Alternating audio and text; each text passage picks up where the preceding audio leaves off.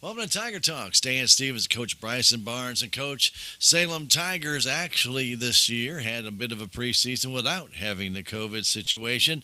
So we're ready to get started with the regular season on time. And this had to be a much more relief to you getting be able to get through a full preseason, a full practice, the camps and everything this year without having that COVID hanging over your head. Yeah, yes, 100%. It helps us a lot. I mean, with all the new faces that we had coming and joining the team this year, being able to get that jamboree in, that scrimmage type atmosphere, and kind of see where they're at versus JV and varsity level competition was really good for us as coaches, and then for them as players, kind of get a feel for it, to get an idea of what it's going to be like. So, yeah, and not having the other distractions. Yeah, it's been great to get all our practices in and do things the way that we have originally planned. So, yeah, no, overall very satisfied with how the preseason has gone so far. We all know that it's going to be hard to replace the seniors that leave the previous year. Garrett Connell, a guy like that, you're not going to replace simply with a freshman. Everybody knows that, and the kind of defensive player he was, kind of offensive player he was, and to take away nothing from the other seniors, they all have their place, and they're all hard to fill when you see these guys grow into it for 4 years, and then all of a sudden the culmination of that is they walk away, and you've got to fill that spot. One of the nice things, though, Coach, I will say for this year is the numbers have started to climb again. And these younger players are going to get their fair share of chances and contribute to this football team.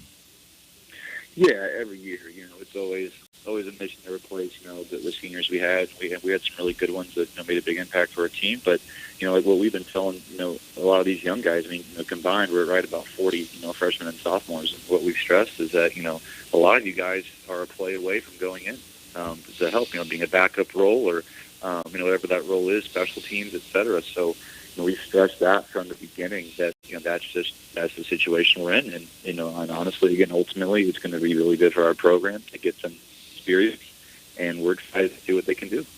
When you get to summer camp and you've got some positions that you need to fill and you get the kids in camp, are you looking at maybe particular kids that maybe you saw last year that were in JV or maybe some new kids that have walked in, and do you get a gut feeling like, well, this kid really could be a good tight end or this kid I think might be a good running back or tailback or defensive back? Do you feel that and then try him in that position, Coach? Is that kind of how you do it, or do you just talk with the other coaches and see what they have to say? Well, we always evaluate, and for us, we had workouts all spring to start, and so from there, the guys that were coming in, putting the time in my mind, I already had confidence that I know that they're going to be guys that are committed, and they're going to be guys that are trying to get better, and I know they're going to be better come fall, and so and I saw some of that this summer, and the guys that showed up all summer for workouts and put in that work to get better, to stay in shape, to get bigger, faster, stronger. And then all that stuff plays into evaluation. We tell our guys that, every day you build your resume, right? Whether it's good or bad, every day you're either adding on to it or you're taking away. And there's always constantly, an evaluation process. And we sit down as coaches through various staff meetings and we get the depth chart made up of where we think guys are at. But ultimately, for me, if it's a guy that, I know has been working hard all offseason, with the confidence that the position they're going to be there. Some of these seniors have been behind, other players, just in their time here, just because of that big class we had. And so now is their time to shine. And one guy I could think of off the bat is Caleb Ingram. He's been patiently waiting for his opportunity. And so far, all off, he's worked his tail off every day he was in there. And we go to Jamboree, he gets, 2-3 catches and, probably combined, 40, 50 yards. I mean, so, just an example like that of a guy that worked really hard. And, we're confident in those guys to go out there and execute. And exactly your point that you're making here, because when kids really have a passion for football, and like any sport, though, Coach, and you as well know, you want to be out there, you want to be on the field, and you want the ball, and you can't teach that. That is something that's inbred in these players, and I know that's got to be something you're looking for, especially early on with some of these younger guys. How much do they want to be a part of that offense, or how much do they want to go hit somebody on defense? Right, exactly. Yeah, that drive, that motivation, that want. Are you a guy that watches the film, right? Watches the football, watches your position when you're not. And that's another thing we stress a ton at practice every day because we've had so many new faces. Trying to get reps is get a mental rep, right? If you're not the one physically doing it, watch your position and learn. And so those type of players are the ones that will learn the quickest and make the biggest impact. So in Jamboree, we'll just quickly kind of jump to that. We were talking prior to coming on the air. You said it was a pretty good Jamboree overall. You got a chance to see a lot of the kids and see what they could do. And this was really for the first time many of them ever been in a Jamboree because last year we didn't have one. Right, exactly. Yeah, so we were able to get the Jamboree in, and it was really good. Offense, defense, both did great. Older guys scored a touchdown. Younger guys scored a touchdont. Defense got a few fourth down stops. Across the board, I thought there some things to clean up. As always, if you play a perfect football game, whoever that guy is, they got to figure it out because it's incredibly, never happens, right? There's always going to be some mistakes to clean up and fix, but it was good film for us to see as coaches, again, to kind of further evaluate a few more guys and for them to kind of see themselves in that position, like you said, to get that, experience of, kind of the speed of the game. We have so many freshmen and sophomores, we're telling them, hey, it's not middle school anymore, right? I mean, it's going to be a lot quicker, a lot faster, a lot more physically demanding. So, overall, really satisfied with how it went. When we come back, we're going to talk about the offensive side of the football in Game 1 against St. James when we return on Tiger Talk in 1 minute.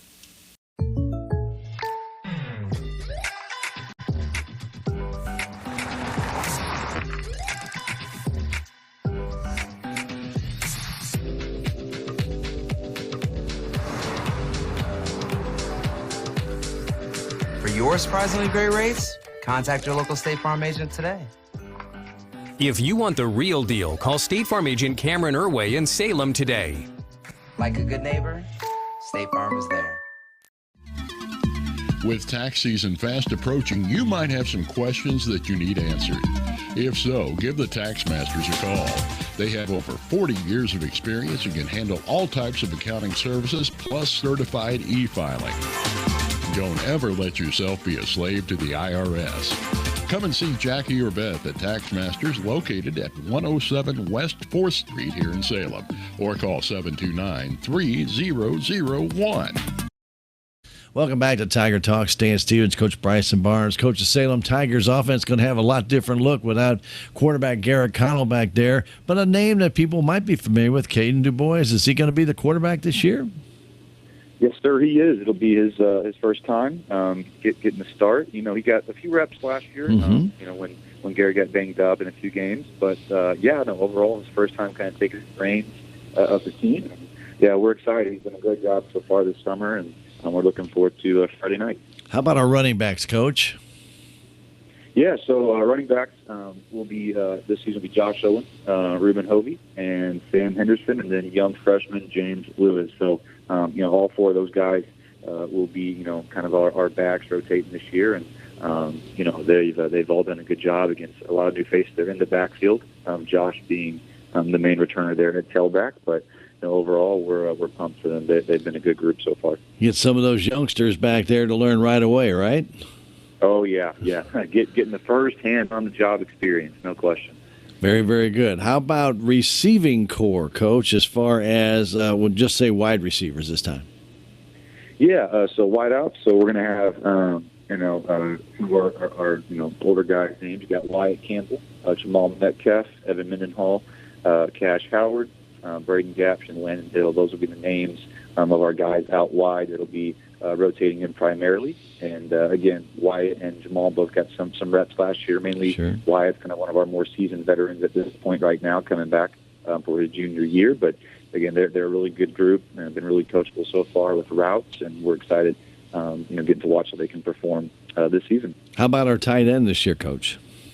Tight end. So we got Caleb Ingram there at our tight end spot, followed by Matthew Stokes, freshman, Toby Gover, and then Stone Gregory. So a little bit more tight end depth for us this year, which some kind of lacked last year. So we've been pumped to have that at practice. Yeah, well, we had, it's hard to replace a Bradley Gover, but you've got to do it when he graduates, and it's good to see another name Gover in there, isn't it? Oh yeah, yeah. We're trying to get them ready, just like old Bradley. Yeah, we're excited. And how about that offensive line, Coach? We're going to need them. Yeah, offensive line, no question. So some new faces here, working from left tackle to right tackle. We got Braden Atkinson, left tackle, Joseph Griffith at left guard, Cole Corson center, Owen Hamilton at right guard, Wyatt Martin at right tackle. And again, some new faces there. Kind of primarily most of their first time getting again varsity time.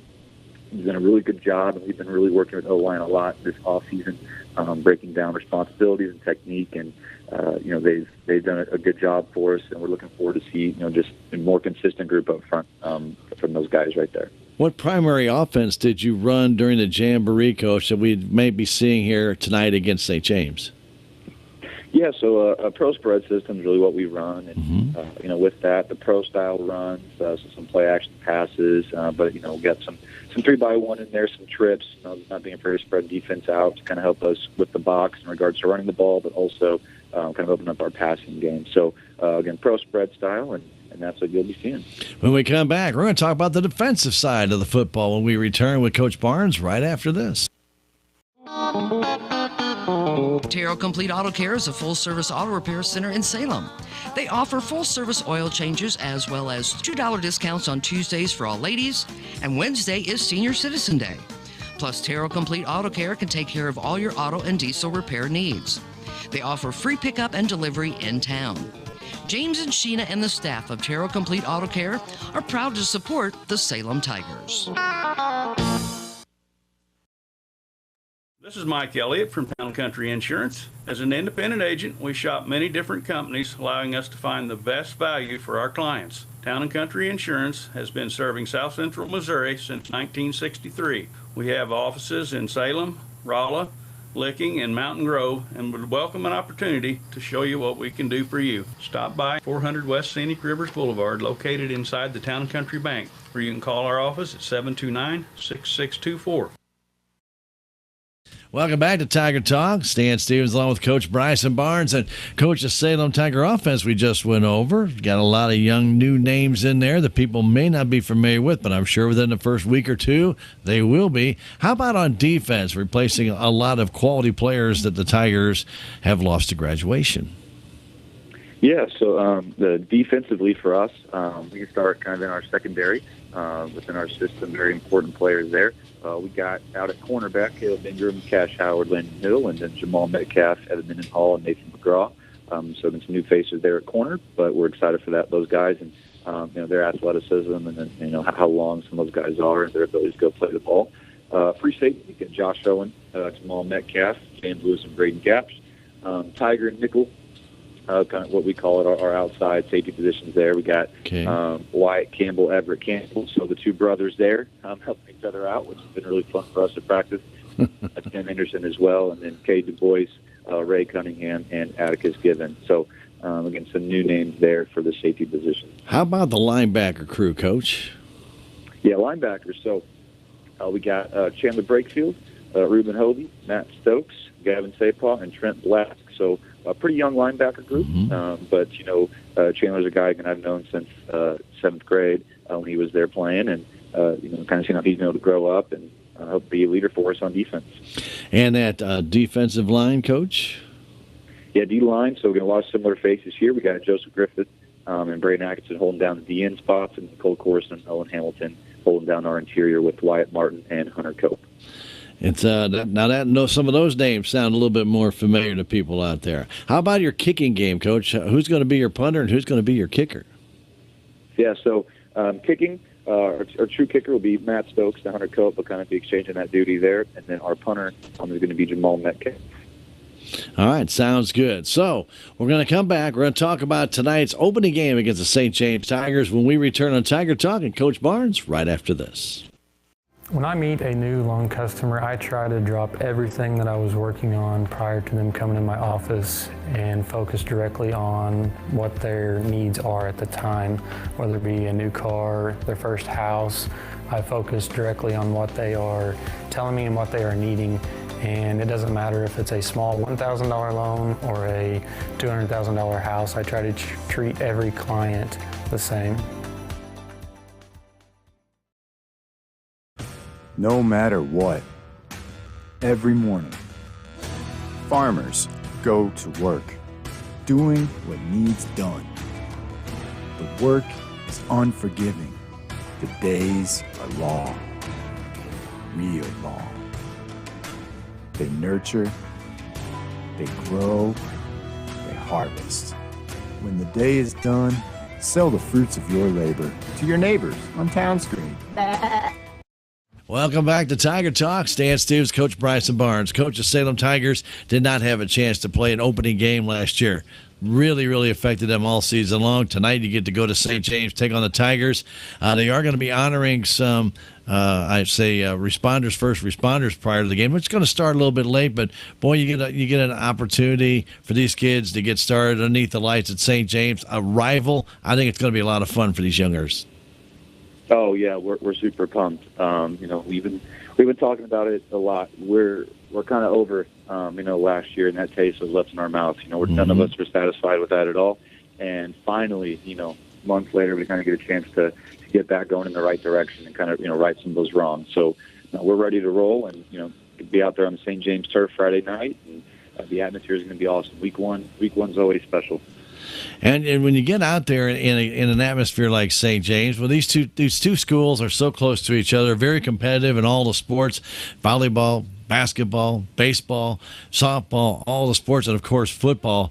This is a great way to start the year out because you love to be in a competitive game against people that you may have played against already in other sports in some other way. Right, exactly. Yeah, it's always, a good St. James, always competitive, and they're going to have a big team this year, an older group. We're excited for the matchup. And we're excited to get the season underway. Coach, tonight, Tigers versus Tigers. We wish you the very best of luck in St. James. Appreciate it. Stay tuned. Tiger football. It is next.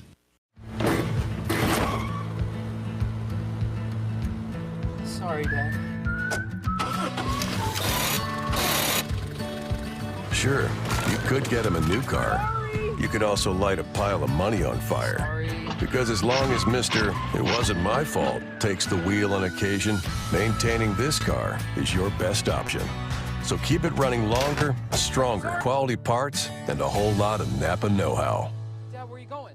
Relationships. It's not just being on a first-name basis. It's a partnership built on trust. This is Scott Ball, president of the Bank of Salem. Since 1883, the Bank of Salem has been serving our local community with the kind of personal service and professionalism that builds relationships. We've earned the trust of our customers with over a century of strength and stability, never once changing our name or compromising customer service. Stop by one of our 2 locations in Salem. Visit our website, the Bank of Salem, Equal Housing Lender, member FDIC.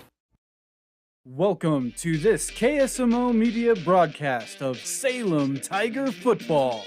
Today's game is being brought to you by K&H Auto Supply, Salem Memorial District Hospital, Farm Bureau Insurance, Bank of Salem, Napa Auto Parts, Monet Auto Supply, Progressive Ozark Bank, Tax Masters, Southwest Baptist University, Salem Campus, Town and Country Insurance, Terrell Complete Auto Care, Edward Jones, Duncan Family Chiropractic, Ozark Overhead Door LLC, State Farm Insurance, Salem Trust, Southtown Furniture, Stephen Patterson, Attorney at Law, Living the Dream Outdoor Properties, Wilson Mortuary, Country Chic Boutique and Photography, J&D Automotive, Dent County Veterinary Clinic, Align by Design Chiropractic, Hometown Mechanical, Town Screen LLC. And now, get ready for Salem Tiger Football right here on KSMO Media. Welcome to St. James High School. It is time for Salem Tiger Football. Stan Stevens, Rick Hoy with you. And Ricky, it's an electric crowd for opening day. Yeah, there's a big crowd here tonight, Stan. Like I say, there's a lot more St. James fans, I will say, than Salem fans. But Salem fans did come out here tonight also. You bet. And we are excited because it's a perfect night for some football. Rain is kept away, and we're about ready to get this one underway. They did have a preliminary ceremony to honor first responders, so we're going to get underway here a little bit late.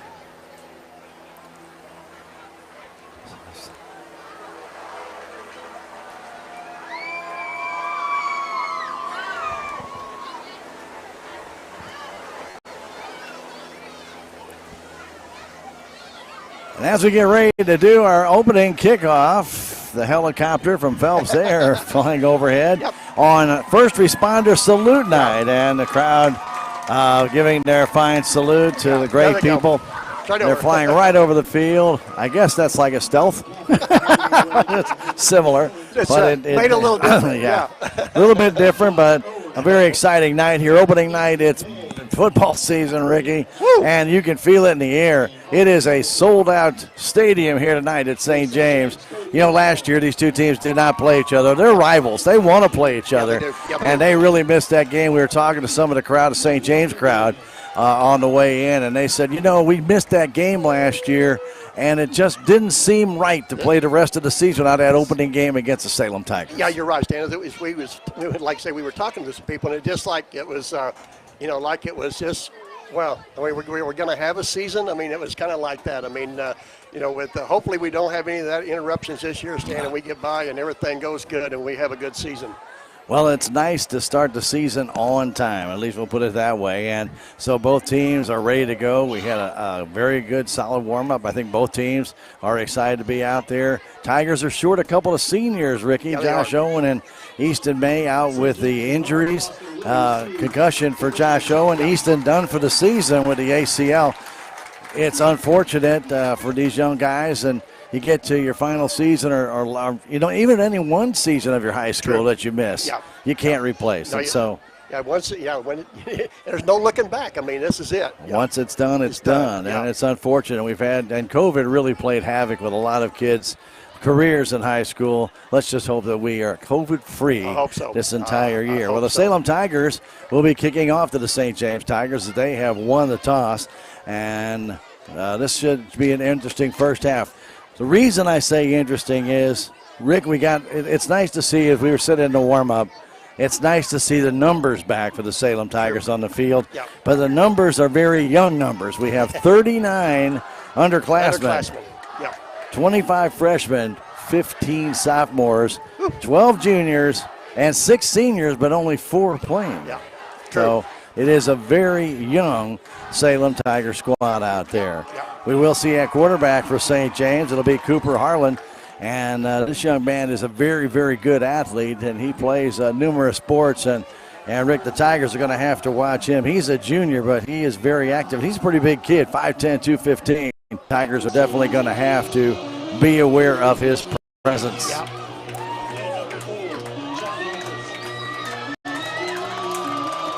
So Matt Stokes will be kicking it off. As we get ready to start the season, they actually kick the clock down a little bit. I've never seen them do that before. But we're going to have a little bit of a short kick here coming down. Picked up by St. James at about the 13-yard line, making a move to the outside and getting taken down at the 33-yard line. Number 4, John Altus.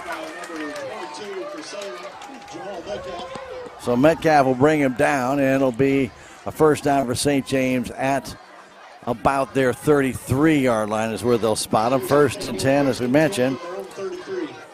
Cooper Harlan at quarterback. And he'll be flanked out there by Cody Wilfong and Carter Wilfong. So you can't really go wrong with those names.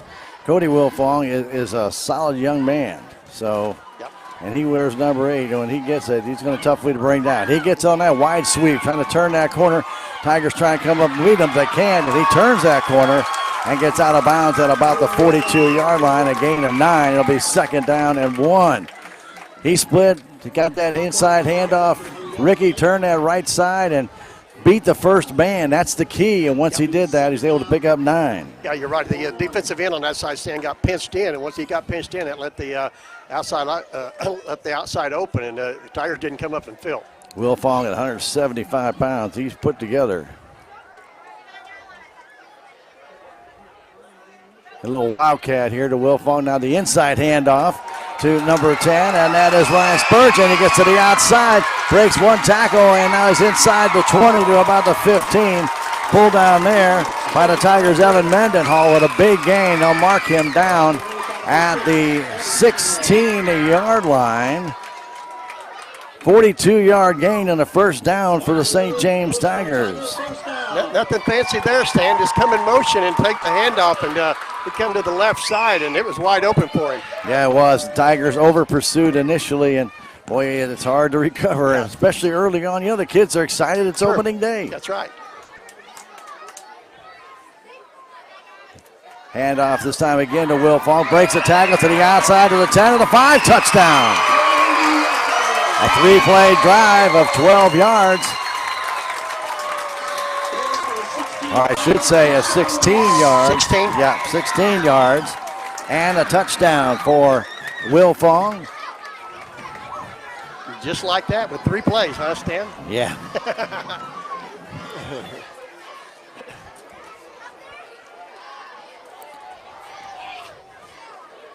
Didn't take long at all, Rick. Nope. It's like the old swinging gate here.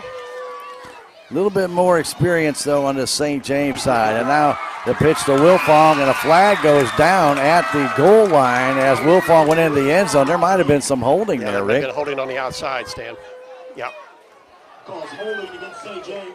I believe out there holding was number 31, Blaine Noakes. Yep. And Noakes just grabbed onto the Tiger defender and wouldn't let him tackle, so that's going to move the ball back to the 12-yard line or 13-yard line, and it'll still make it the extra point, but it's going to be a long way to go now.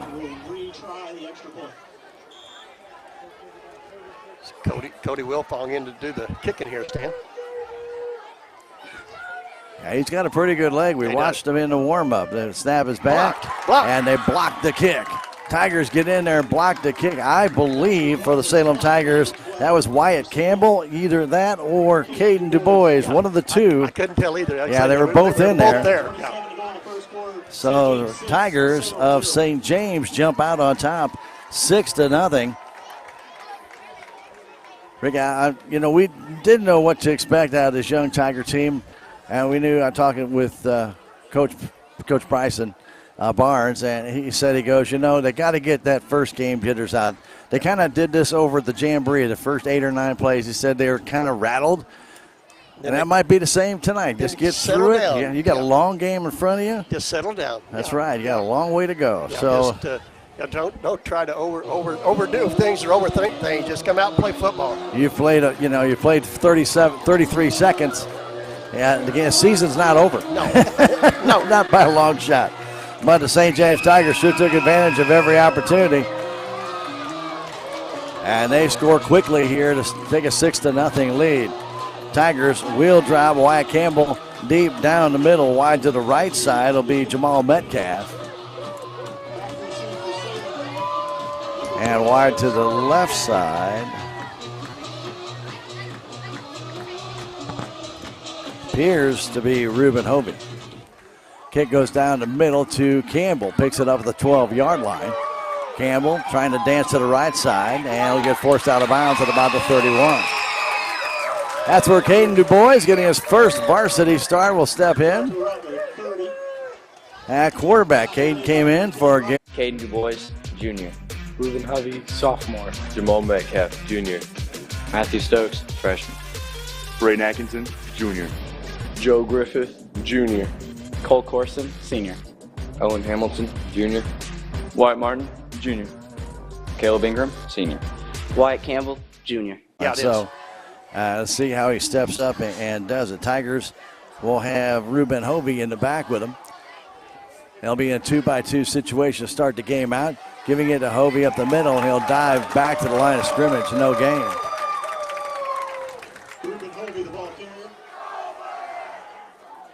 Tigers going with a very safe play to start things out, and no gain for Hovey. 2nd down and 10. As you saw, the St. James using their experience with a little bit of trickery, a little bit of against the grain, knowing this Tiger team is a young team. They exploit a little bit of weakness. Now the Tigers have got to answer. They go in the eye. Mendenhall up back, Hovey to deep back. Hovey gets hit and taken down again. No gain. Good penetration for St. James by number 46, and that's Michael DeRock. He got in there first. Got a little bit of assistance there for number 2, Devin Skelly. Again, no gain for the Tigers, 3rd and 10. Yeah, they're not respecting any pass stand. They're just charging. They're just coming off the line of scrimmage and they're just busting. They're not even looking for the Tigers to even throw the ball here. No, not at the moment they aren't. Wide to the left side goes Metcalf. Wide to the right side of the Tigers. As Du Bois goes back, he's got a little bit of pressure, fires it across the ball, in and out of the hands of Wyatt Campbell. He'd have had the first down. It was right in his hands, and Wyatt looked up to go forward and dropped it. It'll be 4th down and 10. So Tigers of Salem will have to punt.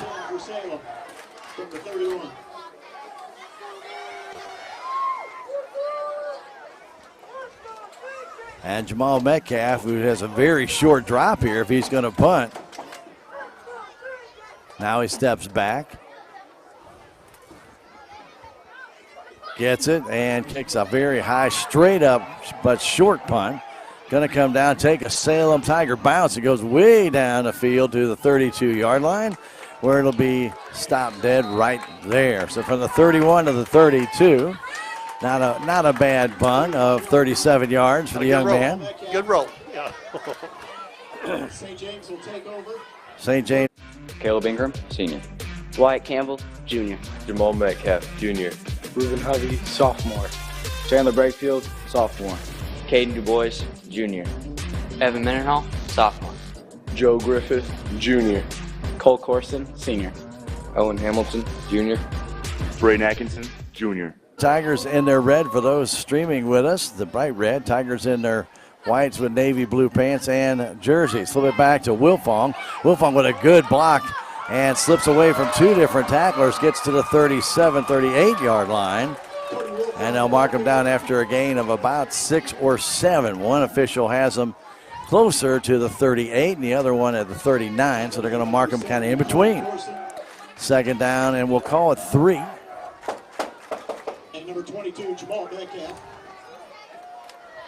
6-yard gain brings up 2nd down and 4 for St. James. St. James here, hash mark. Split backfield. Harlan hands that ball off. Quick burst and through and into the secondary goes number 4. That's John Aldis. Aldis down the right side. Aldis taken down at the 5-yard line by Metcalf. And they're gonna call a penalty on him for grabbing the shoulder pads. But that's the only way he could tackle him. That's okay. A long run all the way from the 38-yard line down to. We're going to see where they mark him. And I think it's going to be at the 6-yard line. So if my math is correct, Ricky, that's 52 yards. Okay.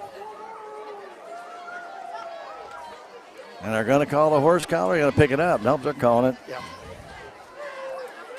After that run by John is good for St. James. 1st down. 1st and goal from the 3.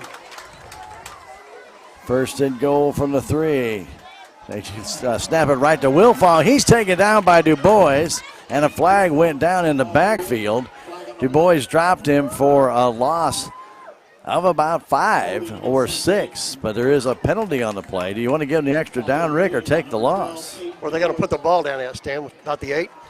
Yeah, I'm thinking the 8. Yep, I think it's going to be a 4-yard loss. Tigers will take the penalty. Yep.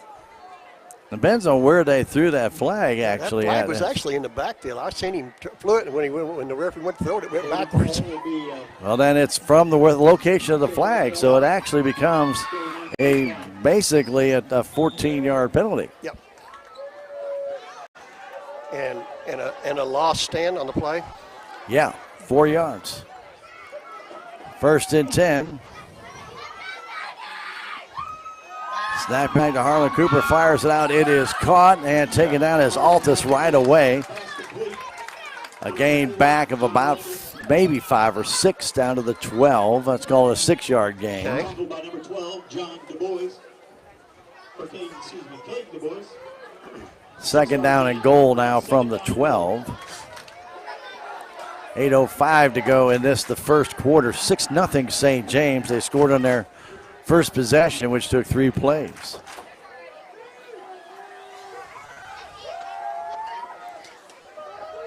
Cooper Harlan and Wilfong have been kind of just alternating back there like co-coordinators of the quarterback position. And now a timeout called as the play clock got down to 3? Was it down to 3? 3.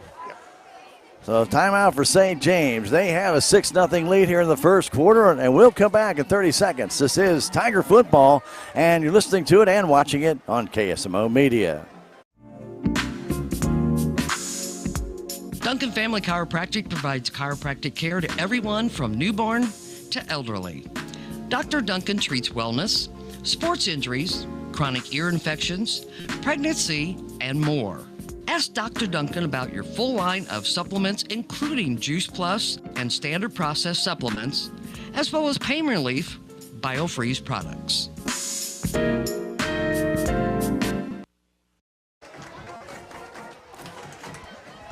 Welcome back to St. James, Missouri. Stan Stevens, Rick Hoy with you on KSMO Media. As I was mentioning, Cooper Harlan and Cody Wilfong have just been alternating kind of like quarterbacks. They've just been using a little wildcat and quarterback, and I think the Tigers have been a little bit confused by that. They're side by side. They don't know who they're snapping it to. This one goes to Harlan, wants to throw, flips it out, little safe pattern, and going down is Altus. He gets nothing. Actually, a loss of 3. I don't know if they're trying to set up a screen out there, Rick, or not, but that looked like just a dump-off pass as a safety valve. Yeah, and he had no blockers out there. Yeah. We're being up 3rd and goal now from the 16-yard line. I didn't see the sense of that play, but maybe that somebody missed an assignment there because that just did not look like it was going to go very far. There was nobody out there but Salem Tigers, yeah. Again, on the far side of the field, on the far hash. Again, Wilfong and Cooper Harlan side by side here. Harlan's getting most of the snaps, gets this one, rolls to his left, looks, gets pressure, and does throw the ball out, and it is tipped and incomplete. Pass is high. It was intended for Cameron Pankey. Defending that play for the Salem Tigers was Caleb Ingram, got his hand on it. He and Jamal Metcalf were back both there, waiting. They'll bring a 4th and goal now from the 16. Good pressure put on by the Salem Tigers that time, Stan. It's a Tigers need. They need to make sure St. James just can't set up and go to town. Yep. But good defense down there as well. Carter Wilfong goes wide to the right side. In the eye, and sitting back there is Wilfong. To pass back to Carter, going down in the end zone. It's incomplete. Carter stopped down there. Carter Wilfong, a sophomore at 195 pounds. He's a big kid. He kind of stopped in the end zone, Rick, instead of going down. Yeah, maybe kind of just started to go to a jog, and the pass was overthrown. And so the Salem Tigers, with good defense, able to prevent any further scoring by St. James. Rick, you got to go back to the play by Metcalf. Even though there was a penalty to keep them from scoring on that long run, they did not get in. They didn't get in. Yeah, I mean, you're right. That was the only thing he could do was reach and try to pull him back. Well, he did it, got the penalty, but still the Tiger defense stepped forward. Yeah, it did. Hovey in the backfield for the Salem Tigers, along with DuBois. They go 3 receivers to the left. Snap it right back to Hovey, and Hovey's not getting anywhere. St. James is reading that very well. Loss of 1. Line's getting pushed back, Stan. He's got nowhere to go. 1 yard loss on the play. Bring up 7 down and 11. Jake Faust with that tackle. 2nd and 11.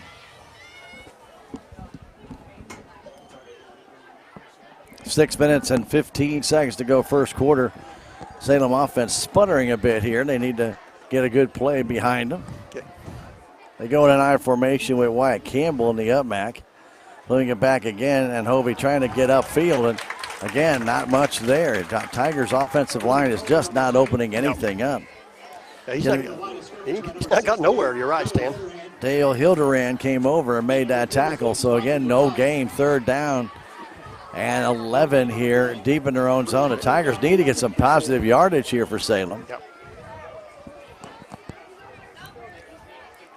The offensive line has got to start taking the heart right now. Got to try try and figure out something here against St. James. Coaching staff, I'm sure, is seeing this, and they're trying to anticipate what's going to happen next. It's back to Du Bois. He's in a heap load of trouble, and he throws the ball away. That's an incomplete pass, and they'll throw intentional grounding. Du Bois went back. It was a blitz by St. James. 2 guys in on him, and he threw the ball down. Intentional grounding. It's a loss of down and loss of yardage. So that'll move the ball back to about the 7 or 8 yard line, Rick, and the Tigers will have to punt. Yep. They'll move it back to between the 9 and the 8.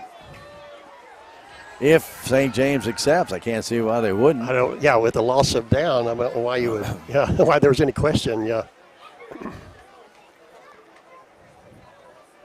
One official was trying to call it a fumble, but the arm went forward. There's no doubt about that. Intentional grounding against the Tigers. Intentional grounding and loss of down. Well, 4th down, and like I said, right between the 8 and the 9, and they'll send Metcalf back in to punt. St. James will have excellent field position. Will that loss go on rushing, Stan, or not?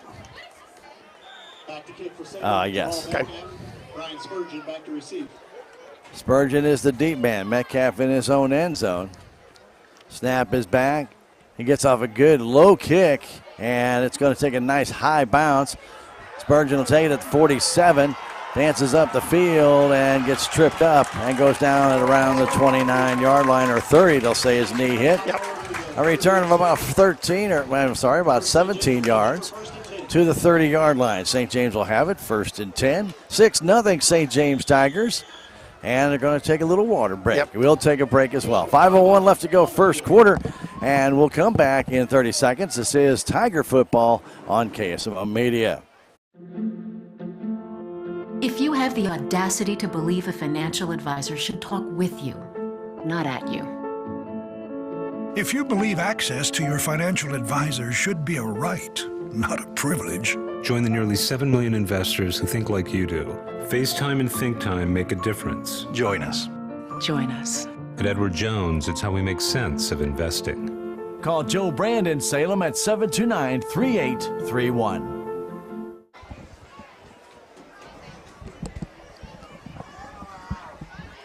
As these two teams on this warm evening take a little water break, do want to mention we are proud to have supporters this year. Always love our supporters. That's what makes it possible for us to be here.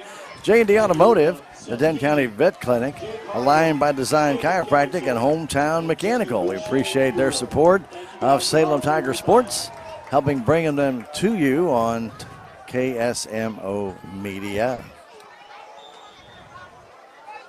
So Tigers back on defense for Salem. Will Fong and Harlan and company come out and they hand that ball off on the end around to Spur, and Spur makes a nice move, gets around one man, another, and he's in for the touchdown. Ryan Spurgeon in for the touchdown from 30 yards out, and it's 12-0.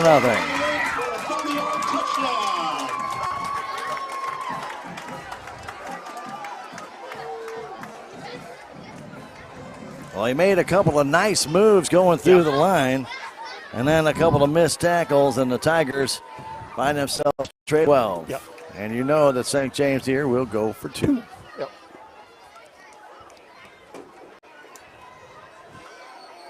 Tigers will attempt the 2-point conversion. Split backfield, Altus and Wilfong. Cooper Harlan flips it back to Wilfong, trying to turn upfield. He gets hit, but he gets in for the 2-point conversion. So Wilfong with a 2-point conversion makes it a 14-0 game here in favor of St. James with 4:52 to go in the first quarter.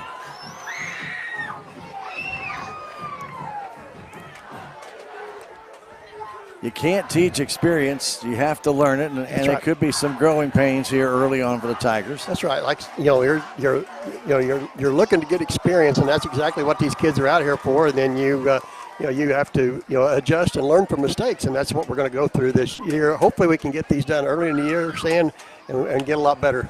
But we need to see a little bit more out of the offense. Right? Yeah, I agree. And it's they're not jumping off the snap. They're just not getting out there and pushing St. James. They're kind of standing up and getting pushed. Yeah, and I noticed too that the center snap is not real crisp, and it's just kind of lollygagging back there. We need its fire back there instead of just barely getting back there. Well, the center this year, Cole Corson.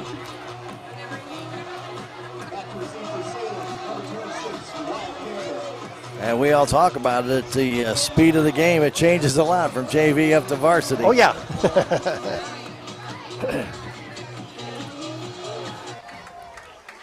The kickoff is deep, and then Campbell, nice catch over his shoulder at the 14. He gets a nice upfield run, and it gets taken down to the 31-yard line, thrown down there by Grant Rodriguez of St. James. So that Tigers will take over at their 31-yard line. That's where they had the ball the first time, Rick. 31, and didn't get anywhere.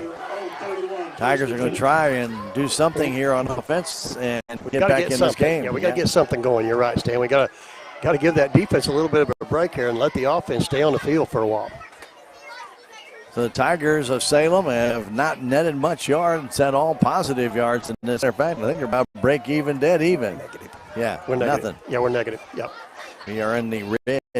Yeah, we are in the red. Yep. NEI formation. Du Bois drops the football, and who's got it? I might think St. James might actually have that ball, Rick. Nope, I think Salem comes away with it. Wow. Wow.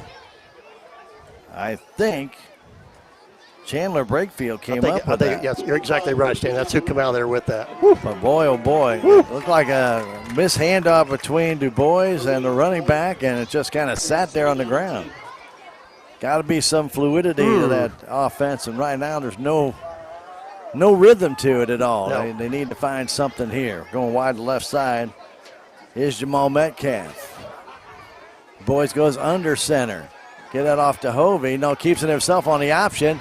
And Du Bois will get the first down for the Salem Tigers, a gain of 11, almost 12 yards. That's a good fake by Caden Du Bois. Put it right into the gut of Hovey, took it right back out, turned the corner on the option, gets 12 for the first down for the Salem Tigers. Yeah, they've been playing that, Stan, and they've been tackling the first back through, and at that time that Caden pulled that and it made a good run on the outside.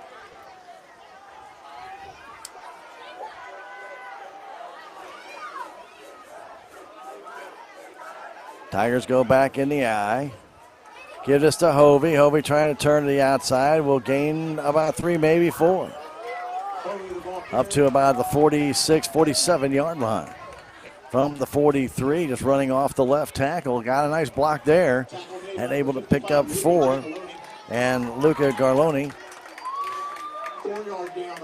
Gicalone made that tackle.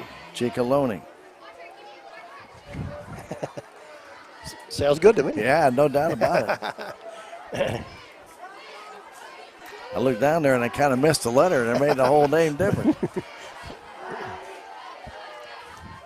And the power eye, they give that ball off, and no room there for Hovey.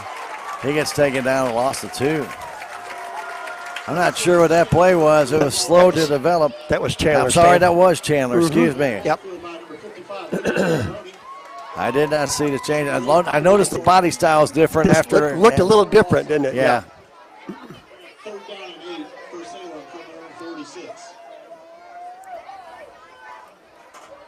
So third down, we're going to call it 7 from the 46-yard line. 2:25 to go first quarter. Tigers desperately need a first down here for Salem. Metcalf almost went offside, but he was able to find that ball. Du Bois, and flag did go down. Maybe he did go over. Nope. Nope, just a false start. I don't think the Tigers needed that to add to their woes. Move the ball back to the 41-yard line and bring up third down and 12.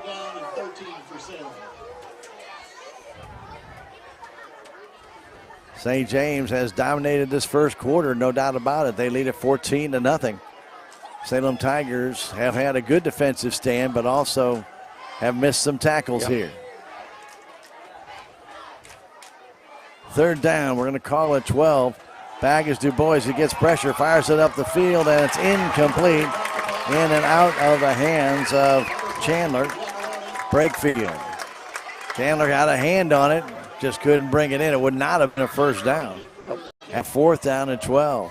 But again, as Rick was mentioning, the snap back was a floater. You need that thing back there so your quarterback can move back, take that step back, and get set up. If he has to step forward and get it, you're moving closer to your defenders. So 4th down and 12. Metcalf will step back and punt. And the kick is a good one. Waiting for it again is Ryan Spurgeon to the right side. Turns the corner, breaks another tackle, and gets pushed out of bounds, and then gets hit out of bounds late. I didn't see a flag on that, Rick, but it very easily could have been. It's close. It's close. Right at midfield, so Spurgeon brings it back about, 22 yards. Good return by Spurgeon. Salem had him at about the 36-yard line, but they couldn't bring him down. So some missed tackles by the Tigers of Salem early on in this game have kind of hurt them, and St. James again with very good field position.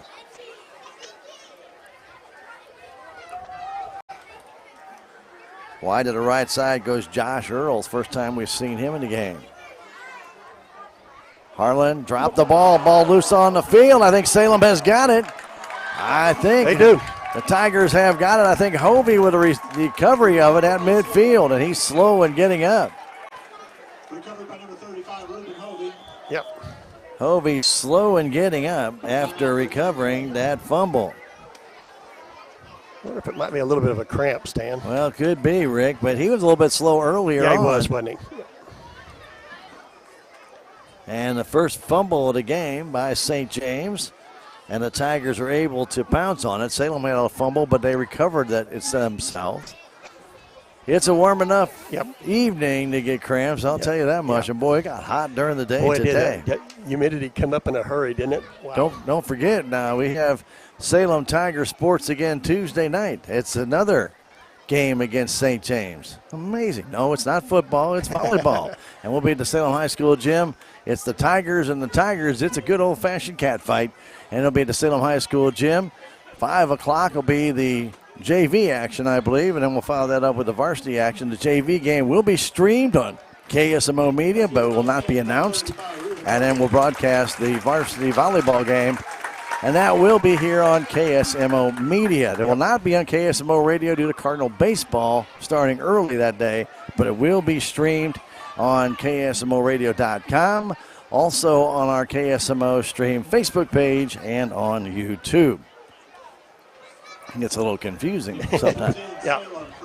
So Salem Tigers have the ball at the St. James territory. They're going to mark it just inside the 50 to about the 49. So let's see if the Tigers can capitalize on that turnover. That's a good, big, positive thing for them to have happen. So Hovey getting worked on the sideline. I think it is just a cramp, Rick. Let's hope so. I hope so. And Du Bois escapes one man, flips it out, and it's caught by Chandler Brakefield. A gain of about 6 yards. That was a nice catch by Chandler reaching back. He was taken down there by Cody Wilfong, but that was a heck of a catch by Brakefield. It'll bring up 2nd down and 4. Ball right at the 43-yard line. You need to get to the 39. Du Bois did a heck of a job escaping that blitz by St. James. Just got away. Flipped it out to Brakefield, who reached behind him, grabbed it, and brought it forward. Play clock down to 5. They're going to have to hustle. Snap is high. Du Bois gets it, trying to turn the corner. He gets hammered and knocked backwards hard on a hit by number 44, Carter Wilfong. He just slammed him. He belonged with number 21, Jake Faust. They both got in there and just hammered Du Bois for a loss of 3. That kind of was a headshot, Rick. I'm surprised there was. That's what I thought, Stan. That was pretty close. Yeah, very close. Very close. It may have got him under the shoulder pad, but from our angle, it was very difficult to see. It was very close to getting him right in the head. So 3rd down and still about 6. I think the Tigers are going to let the quarter come to an end, and they do. 14-0 St. James after 1 quarter of play here at St. James on opening night. We're going to come back in a minute with the 2nd quarter. This is Salem Tiger football on KSMO Media. I am a Missouri Farm Bureau insurance agent, and I'm here to talk about life, your dreams, your work, your family, and how you can protect it all with a company that will talk to you with the honesty of a farmer and take care of you with the integrity of a neighbor. I'll make sure no detail is left uncovered so your family can breathe easy. Because just like you, I chose to build a life in Missouri too. I'm a Missouri Farm Bureau insurance agent, and I'm from Missouri for life. There's a place for do-it-yourselfers with everything for your car or truck. There's in the Sunnies at K&H Auto Supply in Salem. Get Turtle Wax Ceramic Wash and Wax or Ceramic Spray Coating, $13.99 each. Rain-X 2-in-1 Glass Cleaner for $4.99 and Purple Power Hand Cleaner for $2.99. K&H Auto Supply, your Parts City Auto Parts store in Salem. Parts City. Yeah, Parts City. Parts City.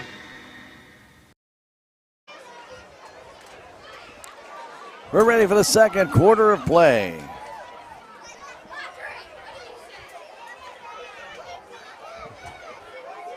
And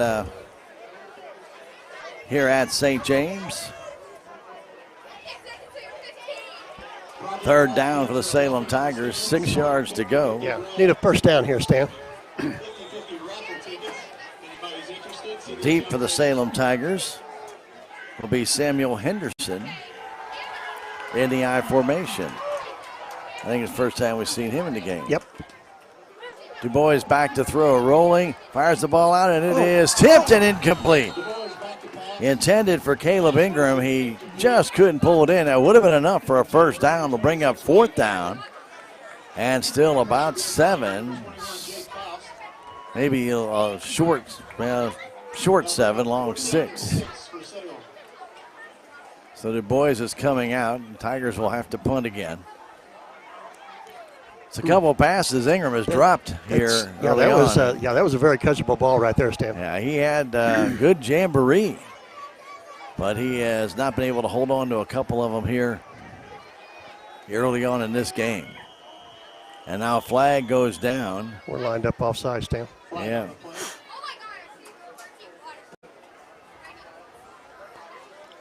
Tigers walked up. They call a false start, but it was just I don't think we have enough players.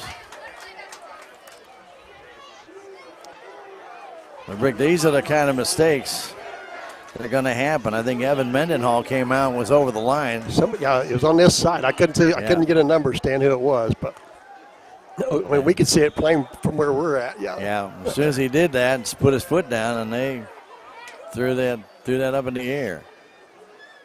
Metcalf hits his own man with the punt, and St. James will have it at the 41-yard line.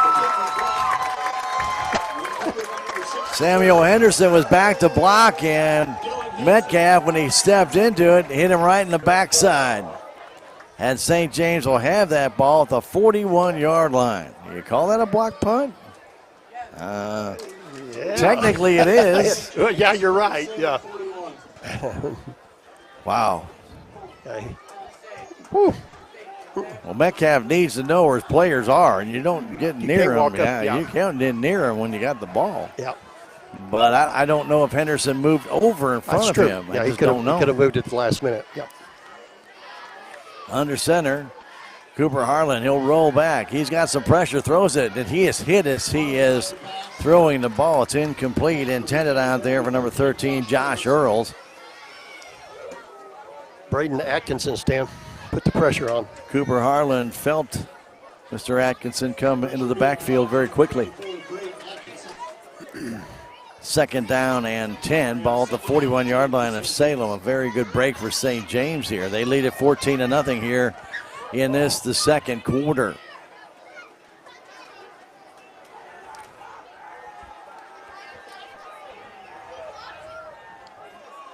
Wilfong and Atkins stand there, and Atkins gets the handoff, trying to turn that corner. He gets a maybe 3.5, 4-yard gain.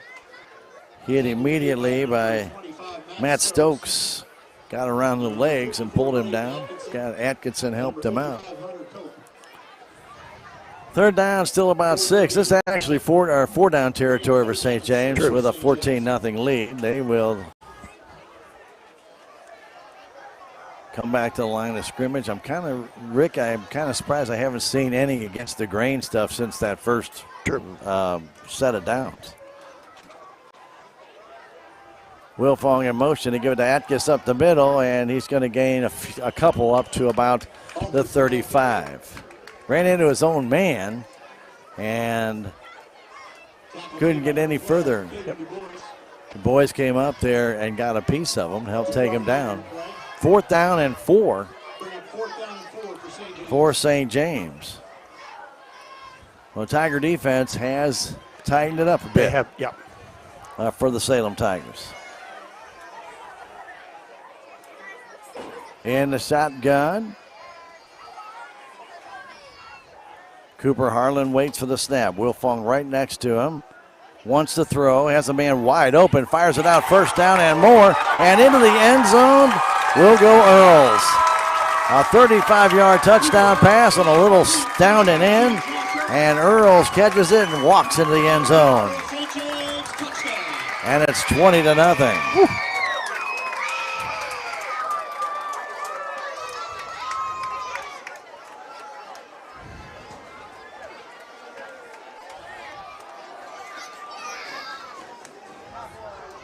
Well, Harlan had a lot of time. True. And Earls just that little down and in, and he just then almost acting like a slant, Rick, right between the two defenders. Went in easy. The snap is back, and want to flip it in for the 2-point conversion. Knocked away by the Tigers. Good play there. As Du Bois knocks it down, intended in there for Grant Rodriguez, but knocked away, so the 2-point conversion fails. But the Tigers trail at 20-0 here with 10-12 yet to go in the first half.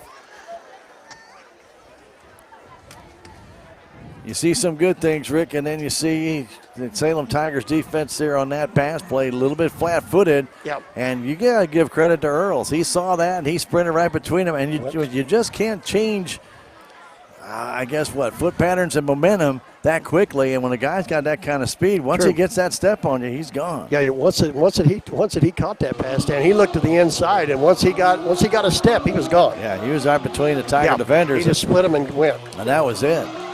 That's like an old Mel Gray slant. You used to watch that, man. One step and bang, he's gone. And that was very similar to that. Yeah. The Tigers of Salem, well, they got a little bit of offense going here, but they just couldn't complete it. A couple of drop passes haven't helped them. But the St. James Tigers offense, Rick, you can tell the difference between a team that's got a junior and senior leadership versus one that has very few seniors and juniors in their starting lineup. A lot of youngsters out there for the Salem Tigers. True. And this is kind of on-the-job experience, isn't it? I mean, and and Coach Barnes has to put these kids out here, and they've got to learn to play. That's the main thing. And they will. And they will. And they're going to learn from this. They will learn from it. They kick by Pankey.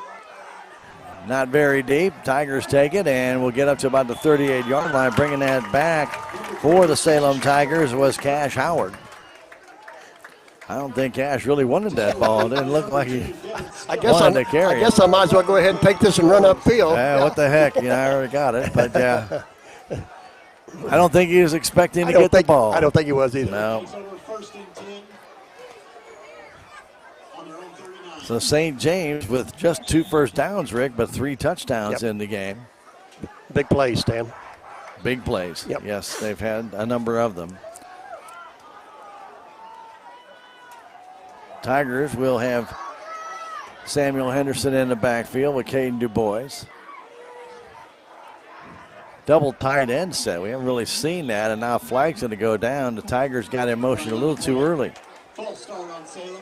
Like Wyatt Campbell made that step one count too early. Yep. That'll be a 5-yard penalty. Still remains first down. Tigers' third penalty of Salem for 13 yards.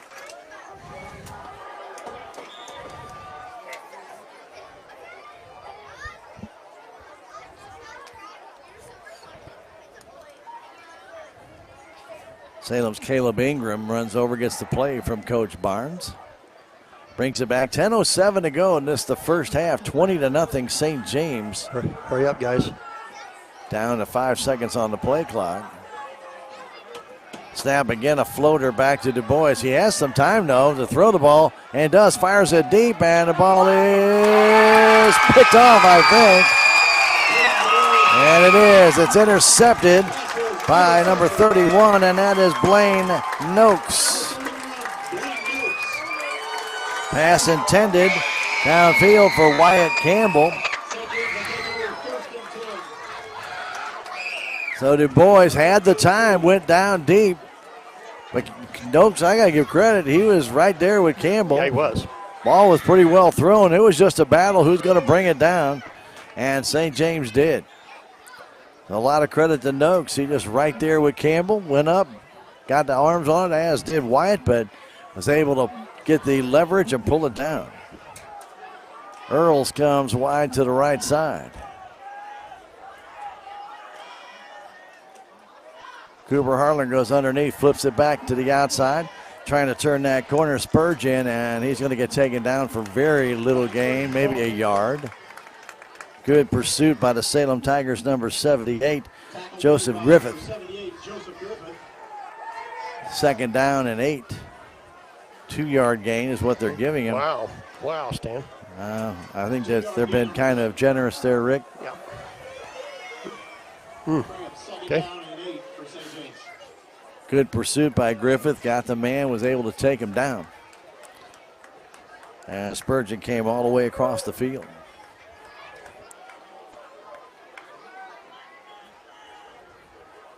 Cooper Harlan gets that handoff to Atkins up the middle. Big hole, and he'll get a first down. All the way up to the 45-yard line. That's a gain of 12. 12. First down for St. James. Aldous with a really good first step, Rick. He hit that line hard and was able to get through it before the first Tiger got him about 4.5 yards deep. Yeah, you're right. He's got a good burst when he gets home. He does. Quick young man, but he had that good first step. And boy, that first step is the big one. He's deep again. They fake it, and a little pressure, a little mistake there as Cooper Harlan is going to lose 2 yards. He wanted to flip it back to Wilfong, but I think he wanted to do something different with it, and Wilfong was either in the wrong place or went the wrong way. What do you want me to do? Yeah, anyway, I lost it too. Something wasn't right. Something wasn't right about that one. Yeah, it just didn't look right from the start, did it? No, it didn't. Yeah, Aldous went right up the middle, and then Wilfong came in from the left side coming off the wing, and whatever it was, it didn't work. Nope. This time he gives it to Wilfong on it, trying to get outside, cuts back to the middle, and he'll get taken down at right around the 45-yard line of Salem after a first down, getting around 11, maybe 12. They're going to spot him down at the 44, a gain of 12. Okay. But that run was good for a St. James first down. Fourth St. James first down of this first half, and when they get that first burst, St. James has really got that, right now the edge on the Tigers, that first burst, and they get that step, and they're already in the secondary. Yeah, when they look for that little crease, and they don't need much, Dan, once they hit it, they're gone. Cooper Harlan goes under center, gets it, turns, gives it off to Wilfong. Wilfong has a big hole to the outside, breaks a tackle, and is able to get down to the 35. That'll be a gain of actually a 36, a gain of 8. He went over somebody at the 40-yard line, Rick, and then was tackled at the 36, a gain of 8. And second and 2 as he went off the right side. Yeah. Trying to keep the troops fresh out there, and you got guys going in and out, but they don't want to go out. Yeah. That's when you're winning, you don't want to go out, that's for sure. Harlan gets it, will turn, gets pursuit from the backside, and he is taken down from behind. A loss of 3 yards. What a chase down from behind by the Salem Tigers. Braden Atkinson He came in off the defensive end on the left side and chased him down all the way around. He's making some plays, isn't he? I tell you what. He's got some speed, Stan. Yes, he does. Outside. Well, he had some speed last year, Yeah, he but did, didn't he? I never saw him that much in the open field like that. Yeah. But, yeah, he chased down Harlan and got him from behind, and it was really no contest. No. You could see him gaining all the way, Stan, on that one. 6 minutes to go in the second quarter. 20-0 St. James. Harlan rolls to his right. He's looking at a little flip out, and it's incomplete. The pass is intended out there for Spurgeon, but I don't think he looked back. I don't think so either. He was looking for something in the middle of the field, and he flipped it to the outside. It'll bring up 4th down and about 5.5 with 5:55 to go. Waiting for the officials possibly to give a water break here, Rick. I thought they might. would. Yeah, I did too. But maybe they don't want to. It'd be like giving St. James a timeout. True. So, 4th down in the gun. Can a Salem Tiger defense stop them here? 20-0 St. James. The snap to Harlan. Looking to throw, fires it out, and it's incomplete as Spurgeon started to go up the field before he had the ball and let it go right through his hands. And so the incomplete pass will turn the ball over to the Salem Tigers. And yes, Rick, we're going to have a water break. 5:50 to go left in this first half. 20-0 St. James. Will come back in a minute. This is Tiger Football on KSMO Media. Every project is different, which is why Salem Truss uses modern engineering software to design, then construct quality trusses for your home, barn, or business. The size of the job doesn't matter, but the quality of the work does, which is why Salem Truss will deliver their trusses anywhere. Proud to the Salem community, they're open Monday through Thursday from 7:30 to 4:30 and Friday from 7:30 until 11. For more information, call Salem Truss at 729-9276. Southwest Baptist University campus in Salem provides quality higher education close to home for residents of Dent County and the surrounding areas. The classes at SBU Salem campus are taught in the afternoon and evenings, making a degree attainable for people who are in the workforce or can't afford to go off to get a degree. We offer degrees in nursing, which is an RN Bridge program, elementary education. For more information on the degrees and programs, please contact admissions counselor Chris Welch to schedule an appointment as a prospective or returning student.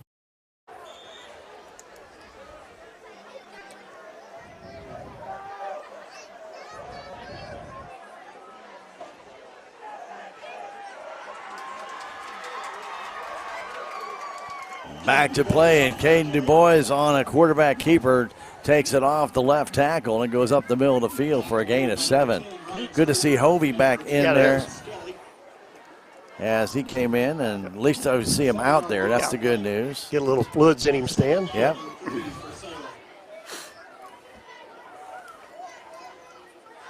See if we can get a 5-minute drive here, Stan, and get on the board for the half. Wouldn't that be nice? Yeah. Get a little confidence in these young men. Du Bois under center in the I formation. Wide Campbell the up man. And they're coming in with all the guns here, and then Hovey's going to get hit way behind the line. That, if you had an experienced quarterback, and I'm not taking anything away from Caden Du Bois, would have changed that play when they saw that St. James sent 10 men to the line. Yep. You're not going to get a guy through that because you don't have enough guys there to stop them coming through the gaps. And that's a loss back there of 3. But Cade could have taken one step back. We can always talk about that quick tight end pass and just one step and throw it. Boom. And nobody's out there. But he'll learn. Oh, yeah. Yep. But your coach has got to have the confidence in the quarterback to do that as well. To let him do that. Salem's going to need to get to the line of scrimmage quickly. The clock is down to 2. It's down to 1. And they get it off, and Du Bois had to reach for it, and the flag went down. I don't know if they ever got set, Rick. They didn't get set. I don't know why they're taking so long coming out of the huddle. That'll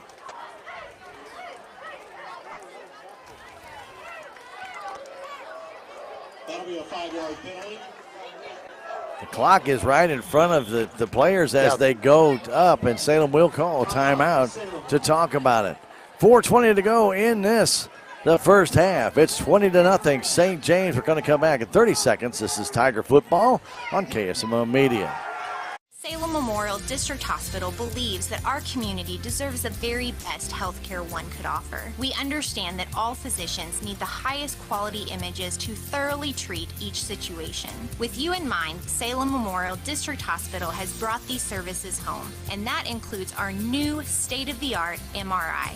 Don't waste your time and money driving long distances. Let us take care of you here at home. Salem Memorial District Hospital. Every patient, every encounter, every time.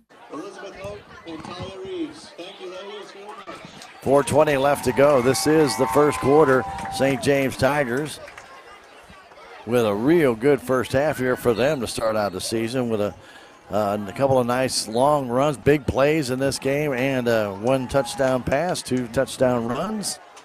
And they lead it 20-0. Salem actually had a very good gain on second down, but then a loss and now a penalty has put him back to third and just a little over 10.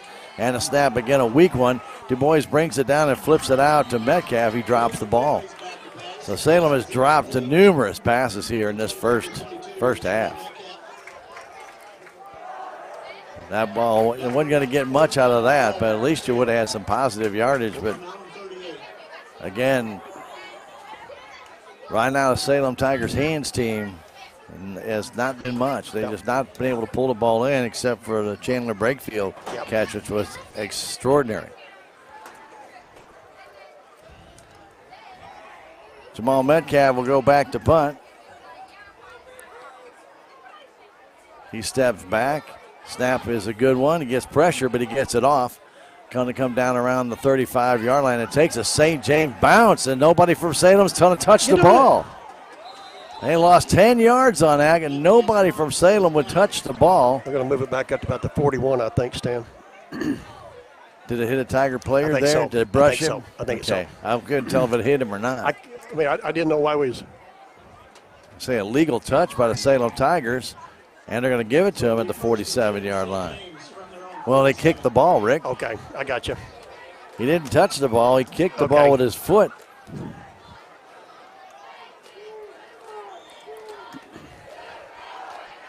So 1st and 10 for St. James.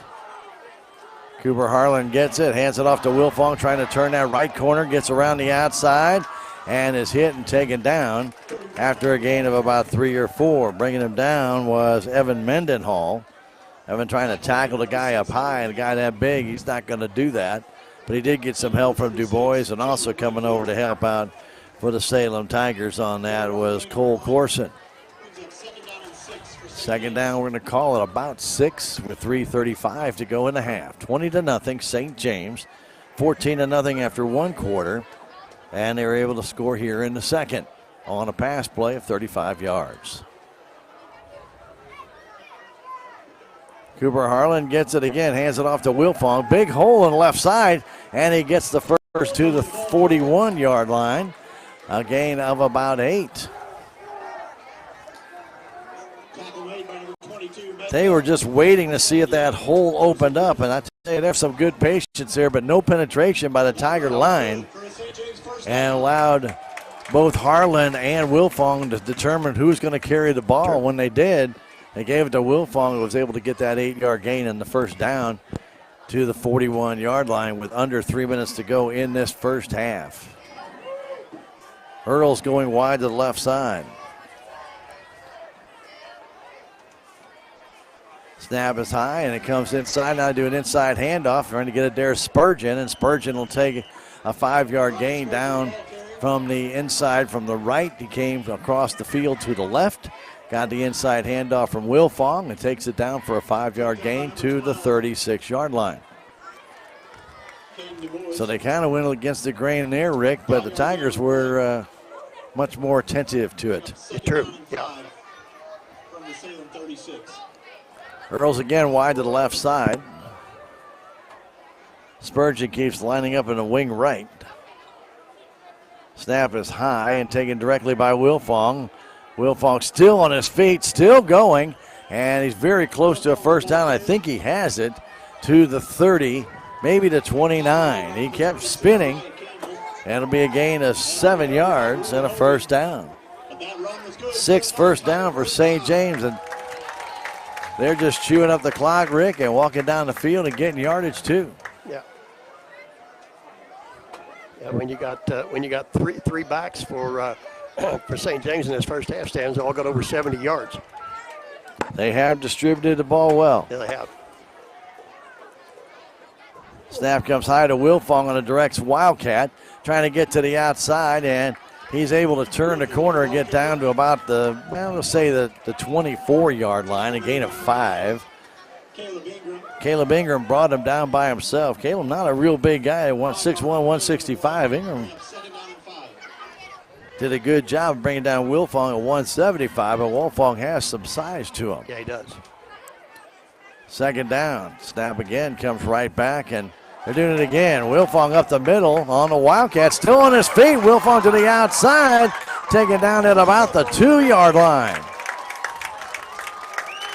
Some missed tackles big time there by the Salem Tigers. And he gets all the way down to the 2. That was a 23-yard gain, right? Yep. We got to marking him at the 1 now. Oh, okay. Well. Yeah. Yeah. What's a yard, right? Yeah, true. Whoa. Snap is a high one. Wilfong brings it down, tripped up, but he's going to lose 5 yards. That one hit his fingers, was tipped up in the air. And now St. James will burn a timeout with 41 seconds to go, with its 2nd down and goal at the Salem Tiger 5 or 6 yard line. We'll come back in 30 seconds. 20-0 St. James. This is Tiger Football on KSMO Media. Southtown Furniture. Southtown, where the bargains are. We've got everything from furniture to appliances. Quality floor covering.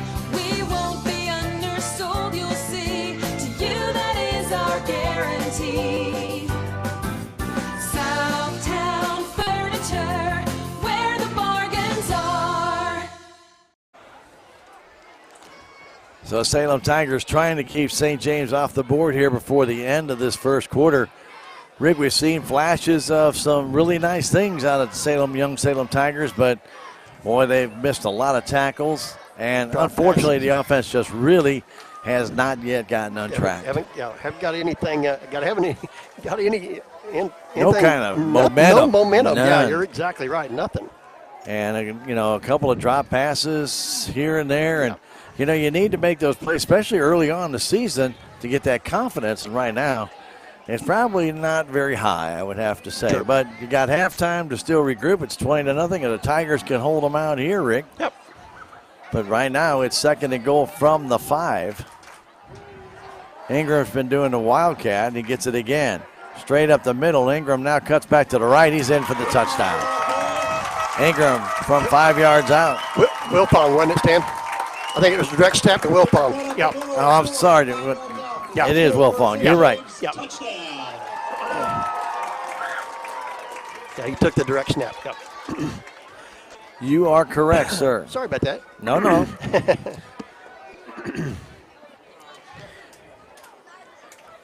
I did see the same thing, and I don't know why, said Harlan.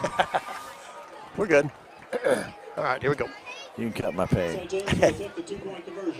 They'll go for the 2-point conversion, almost in a conventional way. They've been doing a swinging gate lately to hand that ball off, and going in for 2 for St. James is number 31, Blaine Noakes. 36 seconds left to go in the second quarter. St. James 28, Salem 0. So the 2-point conversion good, and for Wilfong, that is his 2nd touchdown of the game, and Spurgeon with a touchdown and Earls with a receiving touchdown. 28-0. St. James on top with 36 seconds to go in the first half. Not the opening day we had hoped for, Rick, at least in the first half. Still got a lot of football to go here tonight, and of course the Salem Tigers are going to have to correct some problems here at halftime that we have seen. True. But one of those problems is really getting the offense to start to gel, and that may take a couple of games. That's because right. This is a young team. We'll just have to wait and see. But Wilfong, the 5-yard run, Noakes the 2-point conversion, and with 36 seconds to go in the half, 28-0 St. James here as Salem Tigers receive the kickoff. Dropping deep. And again, good to see Hobie back out there on even the kickoff return. But you got to wonder, are we going to see any more cramps as the night goes on? Because it is still pretty sticky out here. The kick straight down the middle. Comes to Campbell. Wyatt down the right side. Turns, spins back up the middle of the field toward the 40-yard line. He's still on his feet and dives over the 40 to about the 42. 29 seconds to go. So that touchdown coming off the Tiger interception of Du Bois by Wilfong. So points off turnover there. That's 8 for the Salem Tigers this year. Well, 1 turnover, 1 touchdown.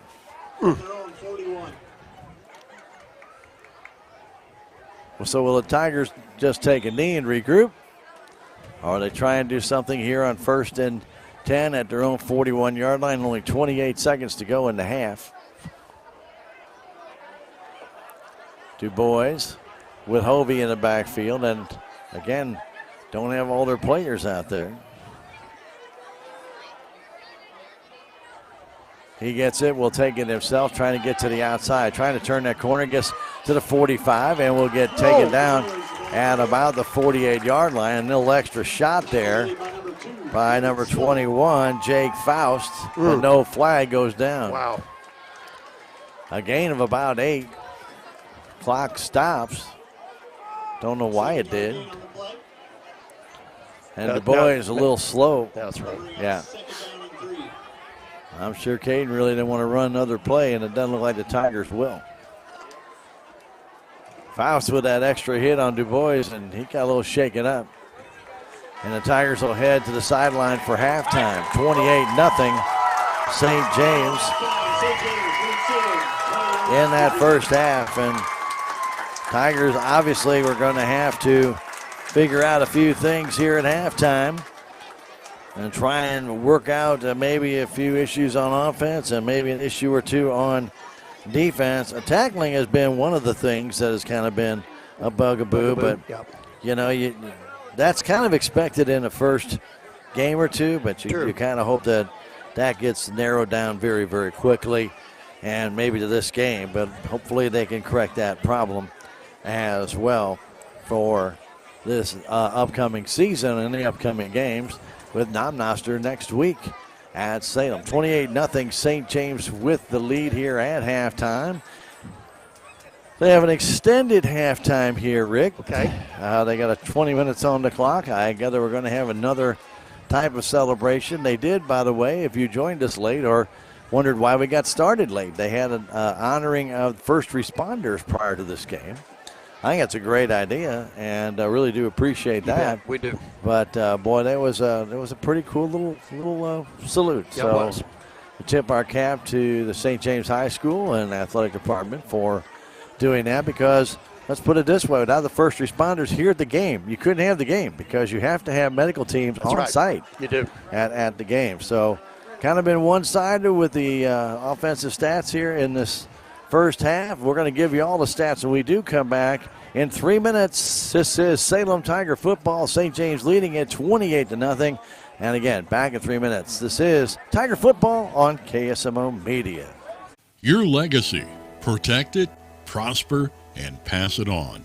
Stephen Patterson, attorney at law, specializes in real estate, estate planning, probate, family law, and business law. A Salem native, Stephen Patterson provides comprehensive representation to clients throughout southern Missouri. If you need assistance, contact Stephen Patterson, attorney at law, at 573-453-2529.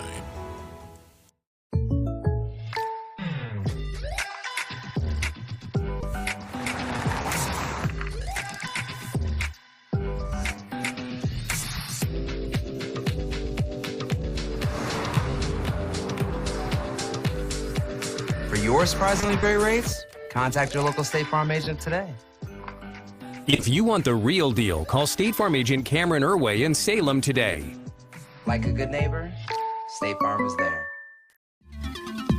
With tax season fast approaching, you might have some questions that you need answered. If so, give the Tax Masters a call. They have over 40 years of experience and can handle all types of accounting services plus certified e-filing. Don't ever let yourself be a slave to the IRS. Come and see Jackie or Beth at Tax Masters, located at 107 West 4th Street here in Salem, or call 729-3001. Terrell Complete Auto Care is a full-service auto repair center in Salem. They offer full-service oil changes as well as $2 discounts on Tuesdays for all ladies, and Wednesday is Senior Citizen Day. Plus, Terrell Complete Auto Care can take care of all your auto and diesel repair needs. They offer free pickup and delivery in town. James and Sheena and the staff of Terrell Complete Auto Care are proud to support the Salem Tigers. This is Mike Elliott from Town & Country Insurance. As an independent agent, we shop many different companies, allowing us to find the best value for our clients. Town & Country Insurance has been serving South Central Missouri since 1963. We have offices in Salem, Rolla, Licking, and Mountain Grove, and would welcome an opportunity to show you what we can do for you. Stop by 400 West Scenic Rivers Boulevard, located inside the Town & Country Bank, or you can call our office at 729-6624. When I meet a new loan customer, I try to drop everything that I was working on prior to them coming in my office and focus directly on what their needs are at the time, whether it be a new car, their first house. I focus directly on what they are telling me and what they are needing. And it doesn't matter if it's a small $1,000 loan or a $200,000 house. I treat every client the same.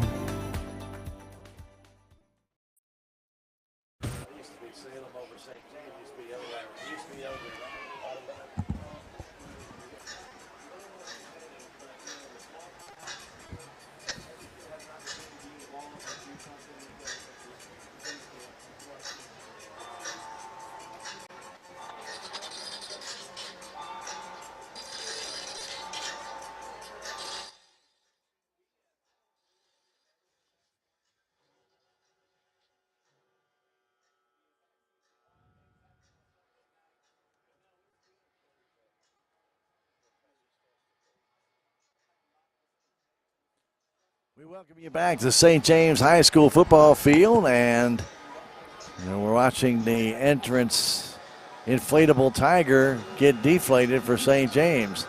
Unfortunately, it's come at halftime, and it didn't happen earlier in the game. They really have not gotten deflated at all. They have been on top of their game, and gave a lot of credit to the coaching staff of St. James stuff. They were ready for this game, and they had their kids pumped, and got to give them a lot of credit, but they're a much more experienced team, the Salem Tigers. And Rick, what we can look at this St. James Tiger team is, they only have like 4 seniors of their own, but these guys have all been playing now 3 to 4 years. Yeah, they've all and you can kind of tell the sharpness and everything that they're doing, Stan, is just click, click, click, and it's so far for the Salem Tigers, it's not been that way. Well, we mentioned before we came on the air to start the game how many youngsters are on the Salem Tiger team. Yeah. You start talking 25 freshmen and 14 sophomores. These guys do not have a lot of experience in varsity ball. You just don't. And you're going out there against guys who are juniors and seniors. And, there's a few sophomores out there that they have as well. But some of these kids have been, like I said, they played, even as a freshman, if you play varsity ball your first year, you get used to that speed of that game. True. And so it helps you the next year. You're already advanced. And one of the things that you can kind of see with some of the Salem Tiger players is they've not had this type of speed ever against them in a varsity matchup. Yep. So they're a little bit slow. You can see they're a step behind. Yep. They're trying to reach. They're trying to do arm tackles, Rick. They're trying to trip somebody up. They need to get a little bit more cohesive, and they need to, suddenly mesh as a team. But that's going to take a while. Oh, yeah, it is. And like I say, the coaching staff's got their, they can get these kids together and start, this is going to be a good thing right here for them to turn around and look at, see what they've done right, see what they've done wrong, and start working on it from here on out. Absolutely. And the thing is to get something going positive. Yeah. They had a great defensive stand in this game after, what looked like almost a short touchdown on a run by John Altus, and then what a heck of a play by Metcalf to come catch him from behind, drag him down with his shoulder pads. Yeah, he got a horse collar penalty, and so it moved the ball 3 yards closer, but the Tigers were able to defend and keep St. James out of the end zone, that back in the first quarter, and you were hoping at that time that would stimulate them and get them to move forward. The offense just didn't get going. Come back out after that, like I say, with the defense making an excellent stand, and when you come back out and then the offense sputters again and put the defense right back out there again, and you can't do that and keep putting your defense right back out there on the field. No, and St. James did dominate, and we do not have time of possession, but I would venture to say that it would be probably, you've got 12-minute quarters. I would venture to say it'd be close to about 16 minutes to 8 minutes. I'd say, at if least. not more. If not more, yeah. But a lot of St. James drives, to be honest with you, Rick, were very short drives. The very first three-possession drive was 37 seconds. Yeah, they were. Yeah, and didn't take very long. True. Yeah, that's when you do that. And like I say, it don't, when you do that, you're right back out there, and then your offense, goes back out stand, and then they're three and out, and then you put your defense right back out again. So here comes their offense on again, and that wears you out in a hurry. Well, they're being led nicely by Cody Wilfong. He's really doing a great job with them in the backfield, along with their junior quarterback, Cooper Harlan. They really are controlling the pace of this St. James offense. And, Rick, you can kind of tell they'll let Wilfong take the snap. They'll let Harlan take the snap. They'll do the Wildcat. They'll do something different. They'll go against the grain. Obviously, the coaching staff here, as Coach Rodriguez and them, really feel confident in letting these two young men kind of run the offense, and they've done a good job. Yeah, they have. Like I say, they've been back there before, so it's nothing new to those guys. And but I got to hand it to Coach Rodriguez. He's kind of let them run the show out there, and he'll call the plays. But when either one of them can get the ball and either one of them can go the distance on you. And I think they have the ability to change that play in a huddle or as the play happens. And we have watched them out there, Rick. They get the ball in the snap, and they look at each other, and they're next to each other. You take it, I'm taking it. I'm going to go this way. I'm going to go that way. Give me the ball. Yeah. And they see something. Somebody's reading somewhere, and he's letting them know, yeah, take it, hand it, do whatever. But that's exactly how this offense is going.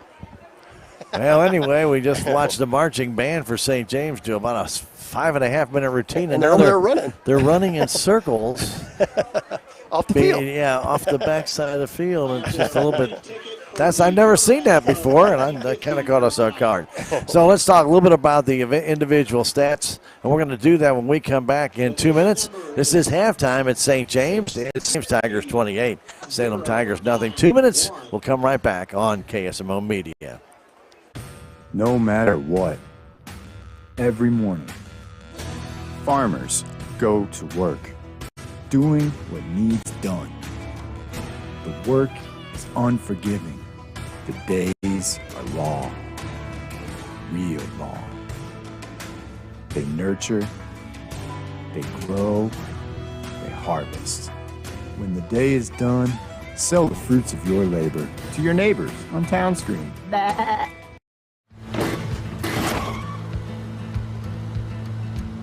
Sorry, Dad. Sure, you could get him a new car.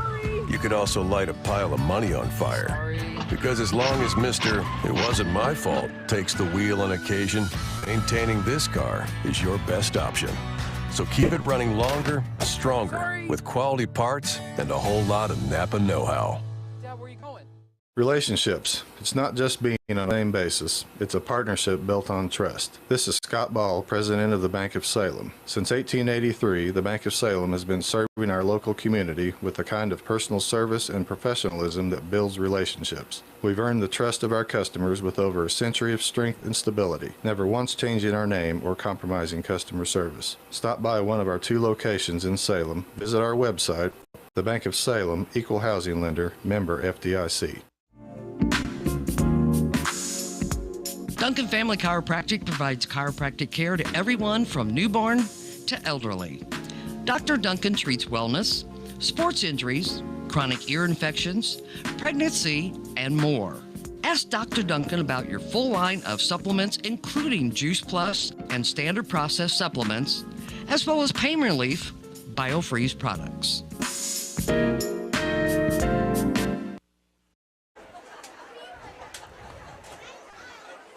We're back here at St. James. Hey, we do want to remind everybody that without our great sponsors, it's not possible for us to be here and bring you Salem Tiger Sports. So we really want to just take a moment to mention our great people who do contribute to make it possible for us to be able to bring you these games on KSMO Media. One of those is J&D Automotive.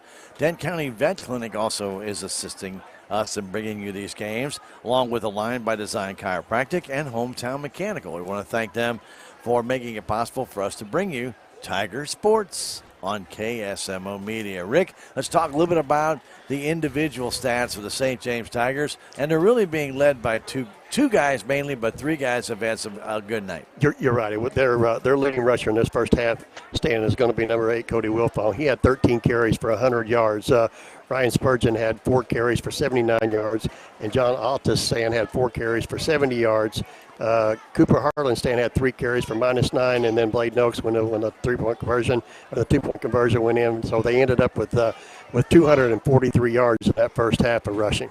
Okay, and as far as the passing game, it was pretty much Harlan was the only one doing that. Yeah. Cooper Harlan put the ball up 9 times. Stan, he completed 3 of those passes for a total of 47 yards. So they ended up with a total of 290 yards of offense in that first half. And Harlan did throw 1 touchdown pass, and that was to Spurgeon, if I believe that was correct. We'll get the score for you in just a moment.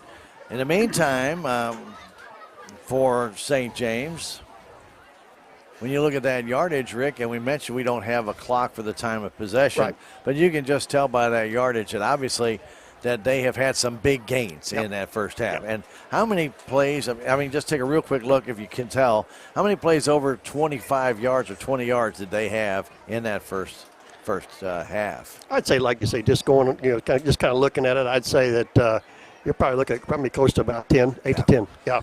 So that's when you start to see that, and all of a sudden they get 200 yards, then boom, and then the Tiger defense can shut them down for a little while, and then boom, they get another big play. So that's kind of how it's been here in the first half. How about for the Salem Tigers, Rick? There's probably not a lot to report there, as they just didn't have any momentum going on. Yeah, let's start out with the leading carrier in the first half is going to be Caden Du Bois. Stan, he had 5 carries for 17 yards. Ruben Hovey had 6 carries, Stan, for just 2 yards. James Lewis, Chandler Brakefield, Stan, had 2 carries for just a -1 yard. So they had 18 yards of rushing in that first half. And Caden Du Bois did put the ball up. Unfortunately for Caden, he had a lot of drop passes in that first half. Yeah, he did. He put up the ball 6 times, Stan. He completed 1 pass, like you say, to Chandler Brakefield for 6 yards and 1 INT. So they ended up with just 6 yards of passing. They only ended up with 24 total yards in this first half. Just could not get untracked. And, one of the things that Rick brought out was the center snap back to Du Bois. Du Bois is in a shotgun. The center has to snap that ball back approximately 8 yards, and it needs to be in a spiral. It needs to be zipped so the quarterback can get it, then make that initial step. If the initial step has to come forward because the ball snapped either softly or on the ground or too short, he's coming right into the opposition who's coming in on him. Yep. He can't back up. You have to either go sideways or go straight ahead, and a lot of times you got nowhere to go. Got nowhere to go. They're already there. Yep. Yeah. So that has been a little bit of a bugaboo, and you look at another one of the problems that the Tigers had is we had an issue with a punt, a couple issues with the punt. One, not to take anything away from the punter, Metcalf, he got back to kick the ball, and he kicked the ball into his own player because either the player moved over in front of him, we do not know, or Jamal possibly moved toward the other player. Yep. That gave the ball to the St. James Tigers at the 41-yard line. Now, Tigers did stop them there, and then actually got the ball back. But you don't get the offense back. I mean, you're not putting the ball downfield, making St. James go a long distance. Yep. So it's one of those things that you look back and say, gee, I mean, if we do things right here, we can maybe cut some of these points off the board. Yeah, you're right, Stan, and that's where you've got to, and I think that's what the coaching staff has to come out in the second half here. Is just, guys, let's cut our mistakes down. Let's cut our mistakes down. Start playing like you say, like we can play, and and let's see what happens. Let's just win this half. Let's see what happens. Well, not a lot happened in that first half. That was a positive for the Salem Tigers, and so you just all you can do is say, okay, the coaches get in there, they talk to the kids and say, look, we've got to make some changes. You're gonna have to buckle down. You're gonna have to work together as a unit. Yep. And what we did see though is a lot of times Tigers some good individual plays. Atkinson made a couple of great plays in that first half. Saw some real nice work out of Wyatt Campbell. A couple of nice plays there. Jamal Metcalf with a good defensive play. We've seen Caden Du Bois make a couple of good defensive plays. Hovey getting a fumble. You've got some good plays out there. We just need to get them more of them. We just need more of them. More intensity. Yeah. When we come back in 2 minutes, we'll give you stats from the first half, the team stats, and we'll be then ready for that third quarter of play. When we return in 2 minutes, it's 28-0 here at halftime at St. James. Game 1 of the 2022-2023 season. And the Tigers of Salem are coming back on the field, and we'll come back in 2 minutes. This is Tiger Football on KSMO Media. If you have the audacity to believe a financial advisor should talk with you, not at you. If you believe access to your financial advisor should be a right, not a privilege. Join the nearly 7 million investors who think like you do. FaceTime and Think Time make a difference. Join us. Join us. At Edward Jones, it's how we make sense of investing. Call Joe Brand in Salem at 729-3831. I am a Missouri Farm Bureau insurance agent, and I'm here to talk about life, your dreams, your work, your family, and how you can protect it all with a company that will talk to you with the honesty of a farmer and take care of you with the integrity of a neighbor. I'll make sure no detail is left uncovered so your family can breathe easy. Because just like you, I chose to build a life in Missouri too. I'm a Missouri Farm Bureau insurance agent, and I'm from Missouri for life. There's a place for do-it-yourselfers with everything for your car or truck. Here's end of summer savings at K&H Auto Supply in Salem. Get Turtle Wax Ceramic Wash and Wax or Ceramic Spray Coating, $13.99 each. Rain-X 2-in-1 Glass Cleaner for $4.99 and Purple Power Hand Cleaner for $2.99. K&H Auto Supply, your Parts City Auto Parts store in Salem. Parts City. Yeah, Parts City. Parts City. Every project is different, which is why Salem Truss uses modern engineering software to design, then construct quality trusses for your home, barn, or business. The size of the job doesn't matter, but the quality of the work does, which is why Salem Truss will deliver their trusses anywhere. Proud to support the Salem community, they're open Monday through Thursday from 7:30 to 4:30 and Friday from 7:30 until 11. For more information, call Salem Truss at 729-9276.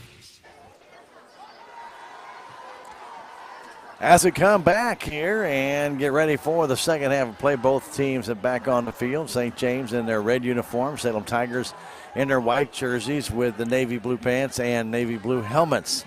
Salem down by 28 to enter the halftime. Rick, some team stats in that first half. You already mentioned about some team totals for the Salem Tigers. They're rushing at 18 yards and they're passing at 6. That's really not going to make it.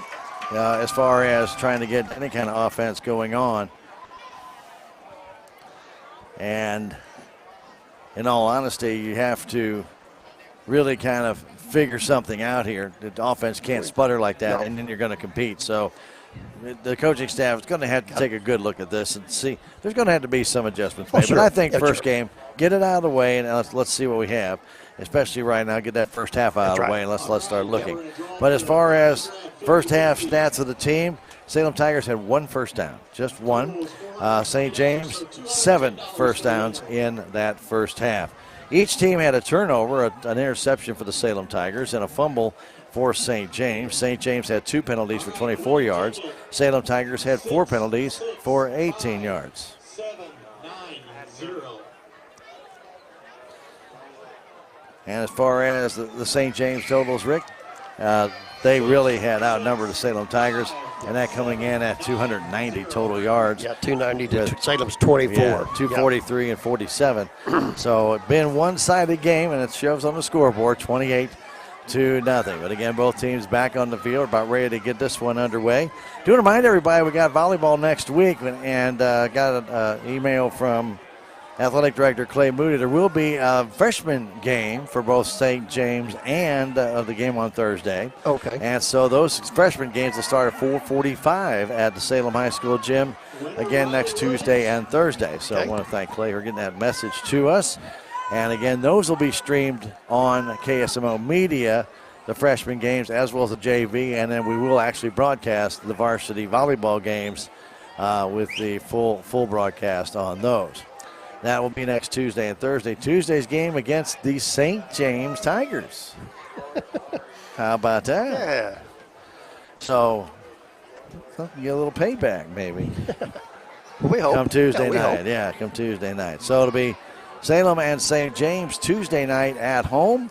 Salem High School gym. And it's a new gym, by the way. It really looks good, man. It's nice. Get in there. I say new gym. It's new floor, new walls. It looks like a new gym. Really is beautiful. And, of course, I think Salem Volleyball Tigers will be at Dixon Monday night to open up their season. So good luck to Coach Barnes and our Lady Volleyball Tigers. Okie dokie. Let's get ready for the second half here. Salem and St. James. We appreciate you joining us. Don't forget that we do have St. Louis Cardinal baseball coming up on the KSMO radio side immediately following this contest at about 9:15, 9:20. So we hope you'll stick around for that. Okay. Well, down to 8 seconds, and they're not in any big hurry to get out there. Are they? Neither team. Neither team, yeah. Normally you got them out there itching to go. Ready to go. Yeah. All right. Well, St. James.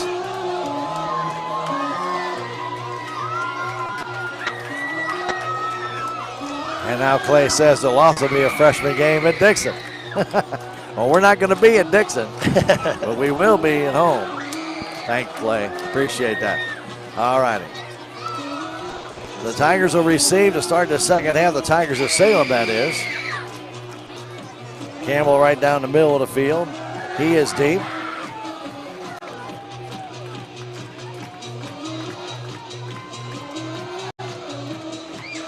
And the ball comes towards Hovey. Hovey will take it at the 22-yard line. Down the sideline. What a big burst of speed. Hovey up to their 50-yard line.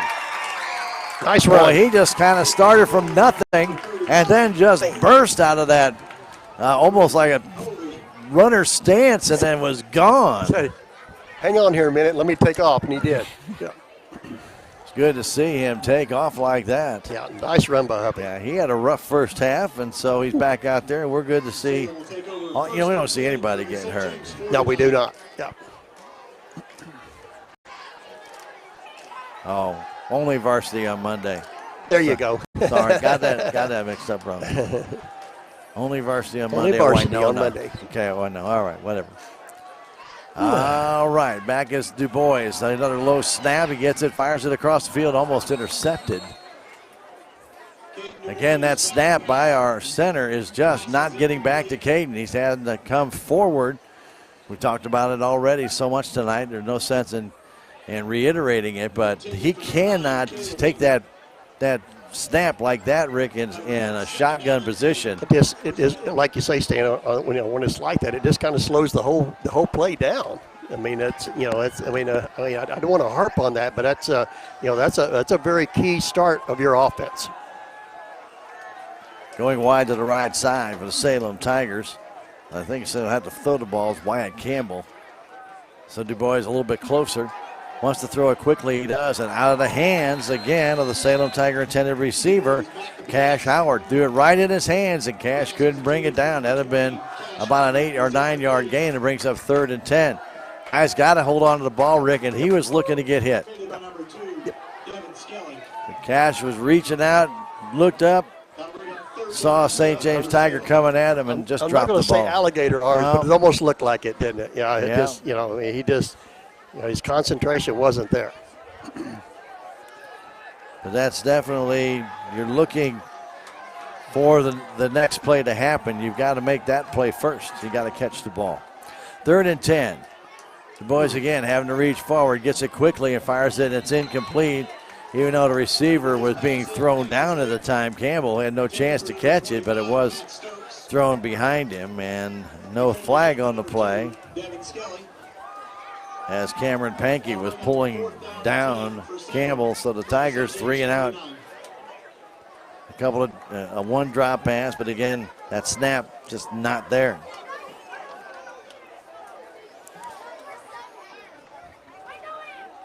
Going back is Spurgeon. He'll stand back at about his 16-yard line. But we do know one thing is Jamal Metcalf can punt. Spins that one, and Spurgeon takes it to the 15-yard line. Goes by Mendenhall and ends up at about the 32-yard line as he had a good sight line on that. Yep.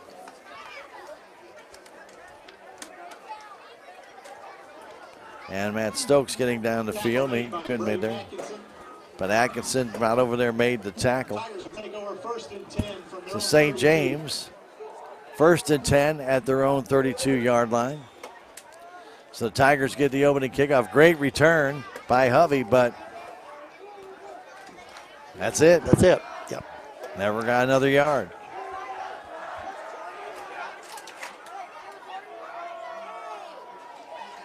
Harlan flipping it back to Wilfong, and Wilfong tied up, gets away from that tackler, and will get pretty much back to the line of scrimmage. He'll lose a yard, but he would have lost about 7, but the Tigers could not bring him down in the backfield. Lose 2. A loss back to the 30. 2-yard loss on the play. 2nd down and 12. Second down and 12 for St. James.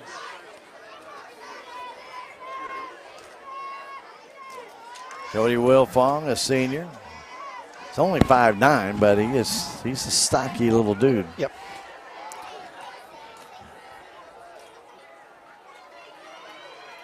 Harlan hand that ball off the middle, and trying to get a nice burst through is number 4, John Altus. 7.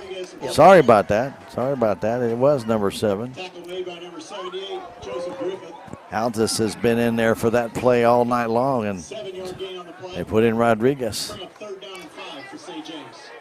So 3rd and 5. Sorry, I looked away and looked at some notes. Came back up. They changed backs on us, Dan. Well, and we're going to probably see a lot of that here, True. Rick. That's true. You got to give a lot of these guys a chance to play. Harlan goes under center.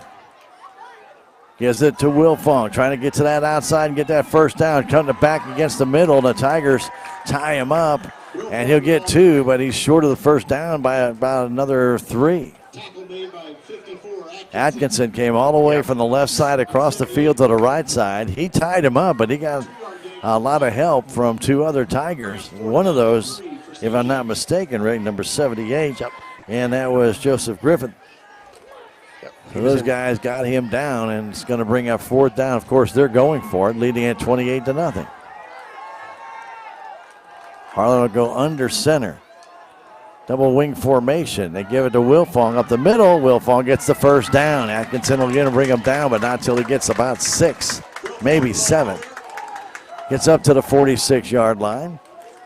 And another 1st down for the St. James Tigers. And Atkinson. That run was good for a St. James 1st down. So on 4th and 2, Tigers can't shut it down. The Salem Tigers is on defense, and St. James earns the 1st down.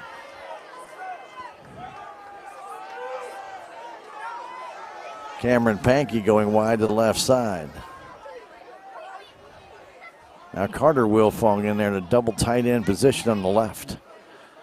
Giving that ball to Rodriguez up the middle. Rodriguez tried to turn and go the other way. Almost lost the football. Flags all over. Yeah. Wow. Yeah, he almost lost the ball, but Rick, he got turned around, like I said, and it looked like, I couldn't tell if it was a face mask or helmet grab. Yeah. A gain of 5 and then a 15-yard penalty to be added on to it. Tigers now with 33 yards in penalties on the night.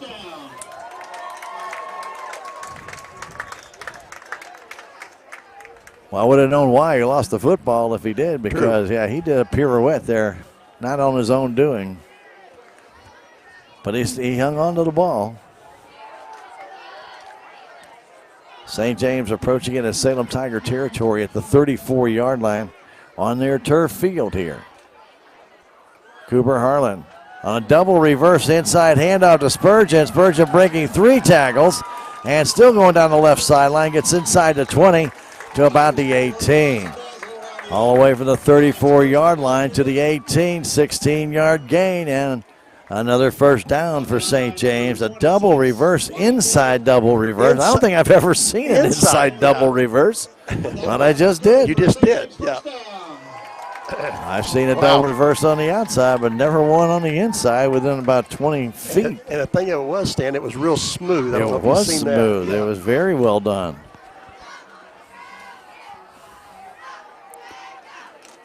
From the far left hash mark, this handoff going to the outside is Noakes, and Noakes will dive inside the 15 to about the 12, maybe 13, a gain of maybe 5.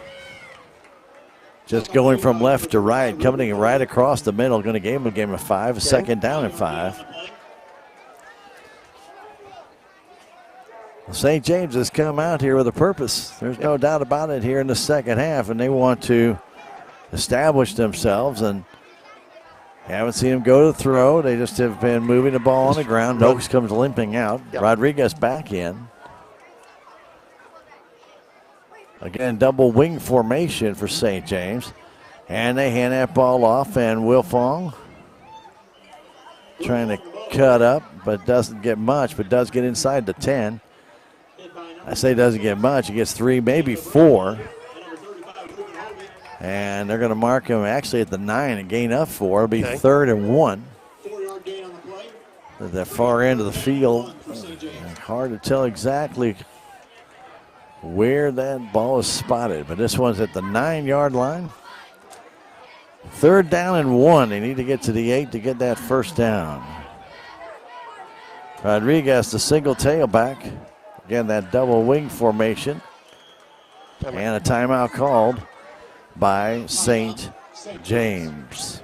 We're going to keep it here and tell you about Salem Tiger sponsors. We always really enjoy that, and we really want to tell everybody that to make these broadcasts possible, we had to have a lot of different sponsors in town provide funding, and we do want to thank those people for making it happen. J&D Automotive, Denton County Vet Clinic, Aligned by Design Chiropractic, and Hometown Mechanical. These are just some of the great Tiger sponsors we have, and we do appreciate them making it possible. Always and check out the broadcast and check out the video for our other great sponsors that allow us to be here to bring you these games so you can relax in the comfort of your home or wherever you might be if you can't make it to work or can't make it to the game because of work. That these people make it possible for you to enjoy Tiger football, basketball, baseball, softball, volleyball, a conundrum of different Tiger sports. Tonight it's been all St. James, 28-0.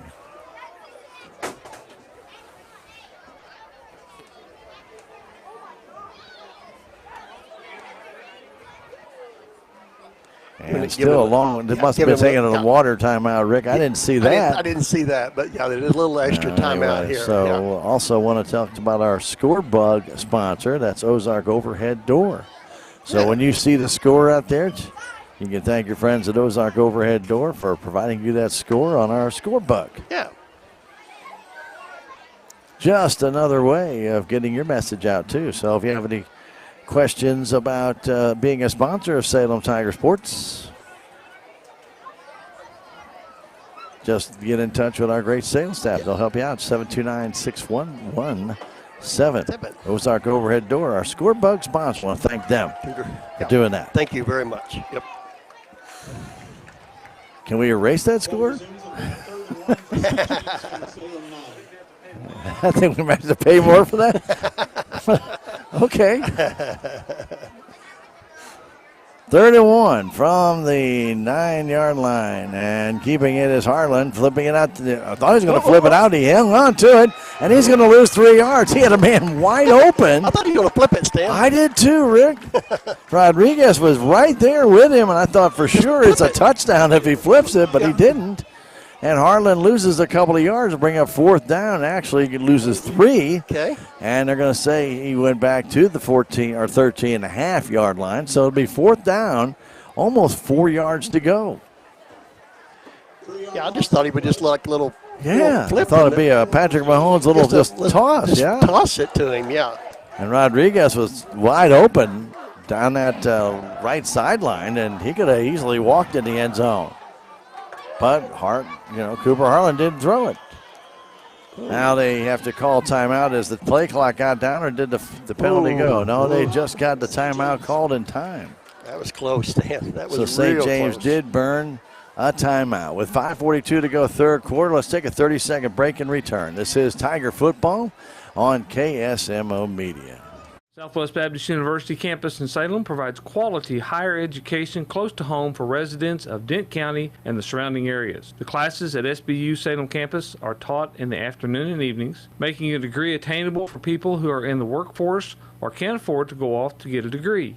We offer degrees in nursing, which is an RN Bridge program, elementary education. For more information on the degrees and programs, please contact admissions counselor Chris Welch to schedule an appointment as a prospective or returning student. 5:42 to go, third quarter. St. James with 4th down and just about 4 at the Salem Tiger 13-yard line. Salem Tigers have had one goal line stand today. Though they trail at 28-0, they're trying for their second.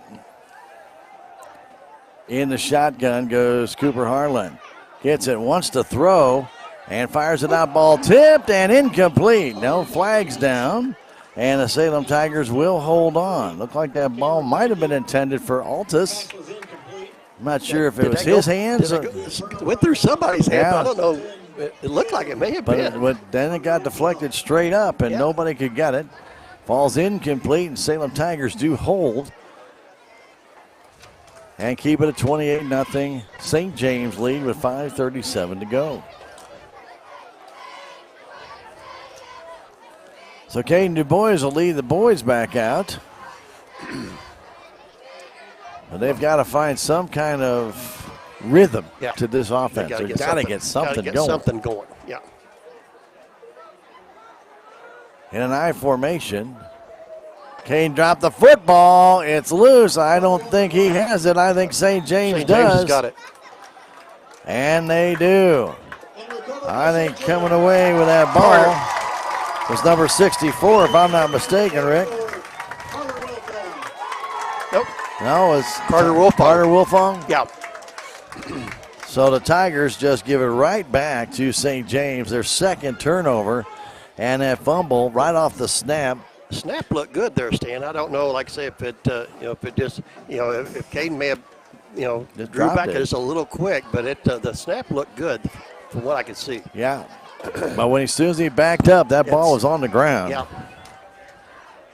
At the 10-yard line, they flip it back, and St. James trying to just do a whole team push into the end zone. Wilfong with the ball, and he gets about 6, but he got stopped at about the 7-yard line, and then it was just everybody getting pushed toward the end zone. Everybody push. Let's go. Yeah.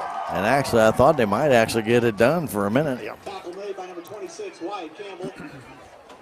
So second and goal from inside the 5. So we had hoped the Tigers offense would find rhythm, and no rhythm. Nope. Turn the ball right back over to St. James. Wilfong and Harlan standing back there. They're going to do that. Nobody knows who they're going to snap it to. They get it to Wilfong, and Wilfong up the middle. Wilfong is going to be very close. He's in. Wilfong from almost 5 yards out. We're just 5. Okay. 5-yard touchdown, and it's now 34-0. His third touchdown of the game. Yeah, he had a good opening there, Stan, to take that up through there. And then once he got hit there about the 2-yard line, he just drove himself on into the end zone. 4:37 mark of this third quarter. St. James are actually going to go for the extra point this time. They did try it one time, and the Tigers blocked it. And Wilfong will try the attempt. The snap is back, and the kick is up. This one looks good. It is good. Wilfong gets the point after, and it's 35-0 lead by St. James over the Salem Tigers here on opening night. And Tigers that did what they needed to do on defense, Rick, but the offense, again, it's really, really struggled tonight, and no other words for it. So they're gonna have to do some soul searching on that and figure out. I'm not sure it's player personnel, but just figure out what they need to do to speed it up, get some kind of consistency and some kind of. We say rhythm. We look too deliberate. Very deliberate. Yeah. Okay, well, we'll see what they can do on this next time around. 35-0 St. James. Love to get on the board, though. I'd like to see them just drive the ball down the field, get on the board. See what can happen. Yeah. Something positive, you're right. St. James opening night. Cameron Pinky to kick off. Ryan Campbell deep to receive. And the kick is almost like an onside kick, and St. James is going to have it. Salem Tigers do not realize that's a live ball, and the ball goes off the foot of Lucas Smith, who's a senior who should know better, Rick. And I think he tried to jump out of the way, and the ball hit him, and St. James recovers at the 50. Wow. And they have the ball for 1st and 10.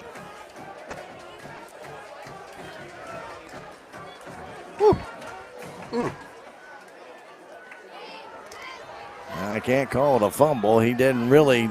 No, he tried to get out of the way, and the ball hit his foot, but that ball's coming at you like that. You have to fall on it. You have to do something. Hopping up in the air, and then the ball, you don't know where that ball's going to bounce. No, that's true. Hand off to Wilfong up the middle. I'm sorry, that is Spurgeon up the middle, and he gets about 4, maybe 5 down to the 45-yard line. We may start seeing some different players come in here for St. James. Corson with a tackle, 2nd down, 5 yards to go, right up the middle of the field. Harlan stays in for the time. Clock running, 3:20 to go in the 3rd quarter. Earls wide to the left side. He has a touchdown on a 35-yard touchdown pass.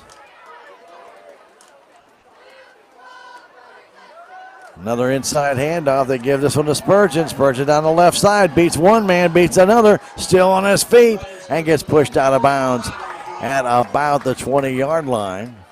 Fischel got pushed down as well. Yeah. And that'll be a gain of 25 yards. I don't see any flag. There's a flag. Okay, I thought a flag went in the air, but then I don't see it. It was behind the player. Holding. So a holding call about 6 yards down. Means give him 6 yards, Rick, and then back it up 10.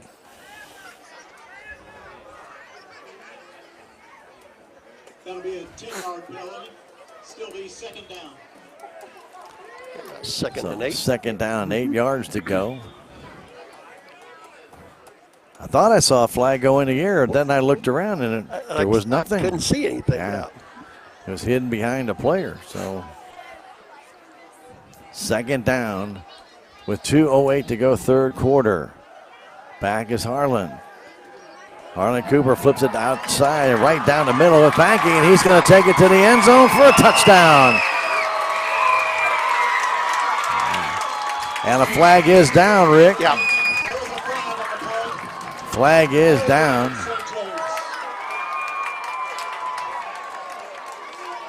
Flag's about the 32-yard line down the field. That was just a little simple screen pass. Yeah, just a wide receiver screen, Stan. Flag went down. And again, holding called on St. James. That erases the touchdown. But boy, that was a good run by Cameron Pankey. He just he's got some speed there, Rick. I mean, I saw the kid run earlier. I thought it was quick, but he just outran everybody. Once he split the defender, Stan, he was gone.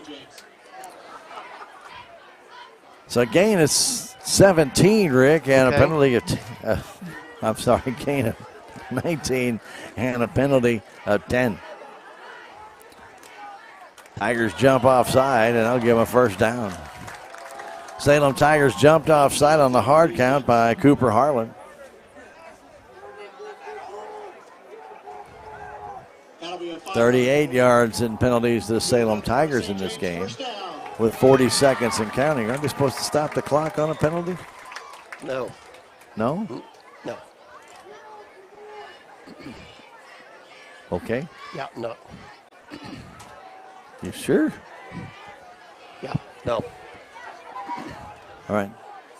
1st and 10 for St. James. Ball at the 37-yard line, and now another flag has gone down. This time a legal procedure against St. James. Now it's a running stand. That'll be a 5-yard penalty. 1st and 15. And it's going to run the third quarter right out. We've played 3 here at St. James. 35-0. St. James Tigers will come back in 30 seconds.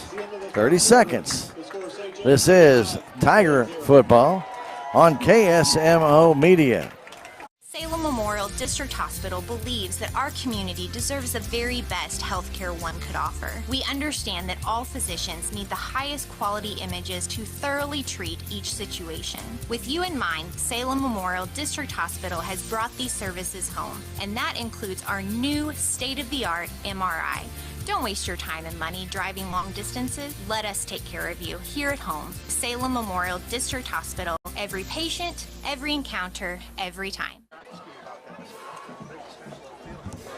penalty was, he said, you can stop it then if you want to. As soon as they get it. They should warn you. Yeah, they should tell you.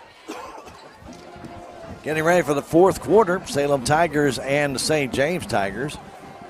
St. James Tigers have scored here near the end of the third quarter, but it was negated by penalties. And ever since that play, we've had 4 penalties in a matter of 45 seconds. Maybe, yeah. 2 holding penalties and a legal procedure or false start on St. James and an offside on the Salem Tigers. Salem right now with 49 yards. I'm sorry, St. James with 49 yards. Salem with 38 yards of penalties. Not horrible, but a lot of the penalties have been. The last one with some holding on St. James have been kind of bad. Back is Cooper Harlan, throws it downfield for Earls. He's got it, and touchdown. Earls from 38 yards out, and it's 41-0. His second touchdown of the day. Earls from 42 yards. Was it 42 yards, Rick? I thought you said 38. I did say, yeah. 38, you're right. A pitch and catch there, Stan. Oh, yeah, that was nicely done. Wilfong in for the point after. Snap is back, the kick is up, and he drilled it. It's good. That's the guy we saw in practice, and then the first one that got blocked. I was shocked. 42-0, St. James, and Earls wide open on a post pattern, and that ball is laid out there perfectly by Cooper Harlan, his second touchdown pass of the night.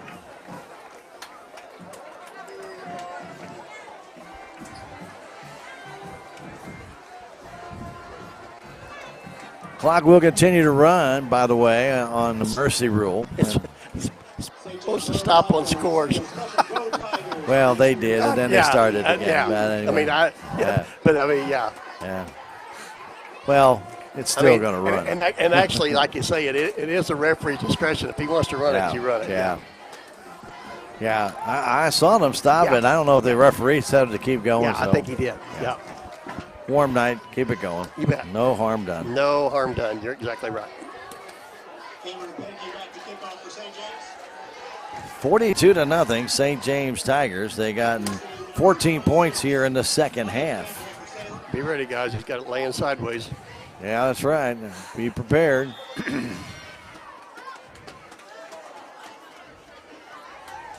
And a little squib kick again, picked up there by the Tigers. And trying to move it up the field is Caleb Ingram, and he'll get maybe about a 6 or 7 yard return. Well, Ricky, if I would see this squib kick of putting that ball on the side, I think if I was on the front line, I would back up an extra yard or two. Just back up, yeah. Just back up a couple yards. That way it's got to go 15 to hit me. Man, if they want to get it in 10 yards, that means it's got to be a perfect kick. And stand sideways. I mean, you don't have to stay forward to turn sideways. Oh, I get it. Yeah. Just don't turn your back. No, don't turn your back, but if you can be sideways, sure. Yeah. Absolutely. Yeah, that way you can move. Yeah. Salem trying to break the shutout. Wyatt Campbell wide to the left side. Du Bois gets the snap, trying to go up the middle, spins out of one tackle and gets a yard, and a flag comes down late. And face mask against St. James, and Caden a little slow in getting up. That'd be from the spot where he went down at, right, Stan? That'd be at the spot of the foul, Rick, and so I think that's probably where he made contact at the 45-yard line. So it'll move it up to basically to 47 because he got a yard there. So, yeah. So for St. James, they now have 64 yards in penalties after that 15-yarder for the face mask, and that is a Salem Tiger first down. Wow. Their first one of the second half. Clock running, 8:10 to go. Trips to the right side. Du Bois gets it. Has time. Nobody gets open, and now a little dump and go, and the ball is picked off by St. James. Coming away with that ball is again an Ambrose. And a flag is down. It was after the interception, Stan. I think it was right there. Yes, I agree with it. Somebody took a shot at Metcalf after the interception, Stan. And we're going to call personal foul against St. James. The call is against St. James. Second interception. And so St. James now with another 15-yarder. Now 79 yards of penalties. They had only 24, 24 at the end of the first half. Wow. They have committed a lot of, I kind of call silly fouls here in this second half. Of course, they've got the big lead. Right. But it moves the ball all the way back to the 10 with 6:55 to go. And counting in this game. 42-0 St. James over Salem. Rodriguez goes in at quarterback, Rick. Yep, okay. Rodriguez keeps it himself, trying to go up the middle, and he'll pick up about 5, maybe 6 yards. We'll call it 5 right to the 15. Second down. We're going to call it 6.5. So maybe about a 4-yard gain. Gotcha.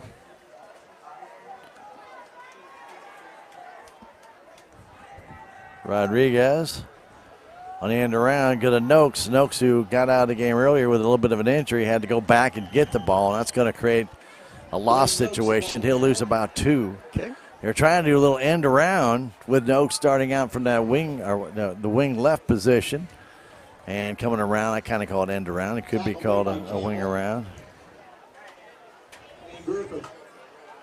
And a loss of 2, third down, and still about 8. Third down and 8 for St. James. 5:40 to go. Clock is running. 42-0. Salem trailing in this one. Rodriguez backs out from under center. Now takes it again. Another inside double reverse, and coming away with it on a nice run coming out is Devin Skelly. Devin Skelly. He'll go out of bounds at about the 33-yard line, and a first down after a gain all the way from about the 11-yard line. And they'll spot him at the 34. That's a 23-yard gain and a first down for St. James. And the officials will call a water break here. Well, the Tigers, let's leave it here and keep it here. And just tell you that next week we'll have another broadcast on KSMO Media of Salem Tiger football. They'll be at home their home opener. Don't forget, we have a parade prior to that home opener on 4th Street downtown. And you can definitely check that out and support your Tigers. They'll start on 4th Street by the city administrative offices and then progress their way down 3rd Street to the Salem High School football field. So we hope you get out there and support the parade. The game starts at 7 against Knob Noster. Ricky, I don't think we've ever played Knob Noster. I cannot think of any times that we ever did. I don't think we have. Well, I don't think so either. So we'll be playing Knob Noster, and that's a lot shorter drive for us this time than will when we go there. I can tell you that.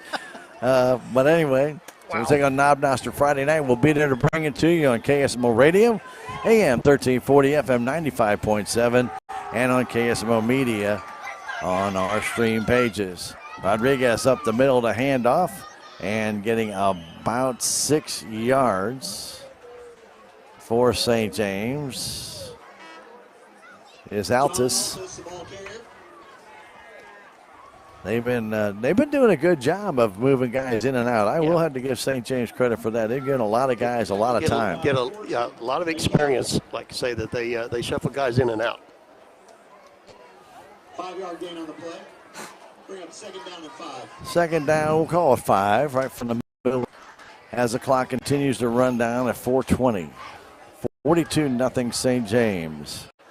Rodriguez trying to out-sprint the entire Salem Tiger team. Goes wide and then goes out of bounds. And for virtually no gain. He was very close to just the line of scrimmage. I think it's going to be 3rd and 5 still. Okay. If it is, it might be a loss of a foot. It wouldn't be even worth trying to figure out. Yeah. So the clock will continue to run 3rd down. And of course, St. James right now in 4-down territory wherever they want to go. If they want to try and hang on to the ball. And a flag will go down as a little bit of movement ahead of time. So a false start called on St. James. Now 84 yards in penalties. That'll be a 5-yard penalty. Bring up 3rd down and 2. So after the Ganner Ambrose interception, St. James has moved the ball up to about the 40-yard line. Now it's gone back. Gotta go 1 step forward, 2 steps back. I'm telling you what, it's been kind of crazy here in the second half. They have 14 points in the second half, but they possibly could have had a lot more without the penalties. Noakes in the backfield. Rodriguez at quarterback. Wants to throw. Fires it out, and the ball is caught and dropped. Right off the fingertips. Or maybe I shouldn't have said caught by John Altus. It looked like he had it, and then the ball kind of flipped out. Maybe he never really had possession, Rick, but it was a good effort. It was right there. I think, like you said, I think he would. If you'd asked the young man, I'd say he should have caught it. Yeah. Looked like he had it, turned his body, and the ball kind of came out of his hands. And incomplete 4th down, and now about 10. 2:20 to go.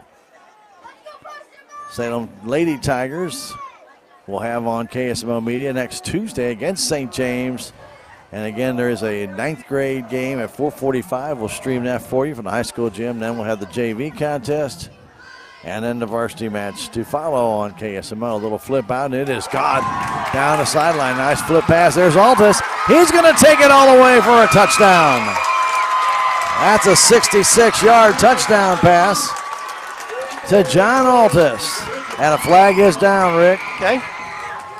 Flag is down to the 32-yard line. They have a holding out here, Stan. We'll see what they call here. Holding against St. James. Well, that was a nice run by John Altus. A perfect pass by Rodriguez. And then John Altus.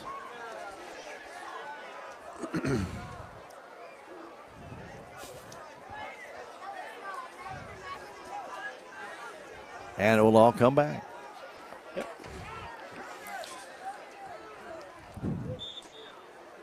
Well, we're going to give him on the catch. Well, let's see. We're going for the 34. It's going to be a 1st down. So they get down there, and it's holding penalty down to from the 34 here, 16. And they're at the 42, so that's 18 more. That's 34 yards on the catch and a 10-yard penalty. Gotcha. Yeah, I love high school. Mm-hmm.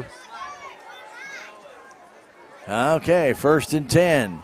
Rodriguez rolling to his right, trying to turn that corner, and gets pushed towards the out-of-bounds marker, and he goes out of bounds at the 39-yard line, a gain of 3. 39 seconds left and counting. St. James with 14 first downs in this one. They might be able to get off one more play unless they call timeout. Looks even, Stan. Clock looks even. Yeah, I said maybe one more play. Maybe, yeah. If they want to. They can just take a delay and... They can take a knee if they wanted to. Exactly. Or they can throw a bomb. True. You never know. Down to 5 seconds. He takes the knee, 42-0. St. James wins it over the Salem Tigers in the opening night of football of 2022-2023. Tigers offense pretty much non-existent tonight. The defense been on the field a long time. And St. James pretty well dominated this one from start to finish. We're going to come back in 2 minutes, and we'll give you some inputs and updates on that, and then we'll return a couple of minutes after that to wrap it up. 2 minutes from now, we'll return with stats. This is Tiger Football on KSMO Media. Southtown Furniture. Southtown, where the bargains are. We've got everything from furniture to appliances. Quality floor covering. We won't be undersold, you'll see. To you, that is our guarantee.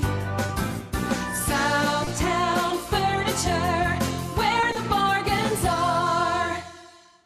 Your legacy. Protect it, prosper, and pass it on. Stephen Patterson, attorney at law, specializes in real estate planning, probate, family law, and business law. A Salem native, Stephen Patterson provides comprehensive representation to clients throughout southern Missouri. If you need assistance, contact Stephen Patterson, attorney at law, at 573-453-2529.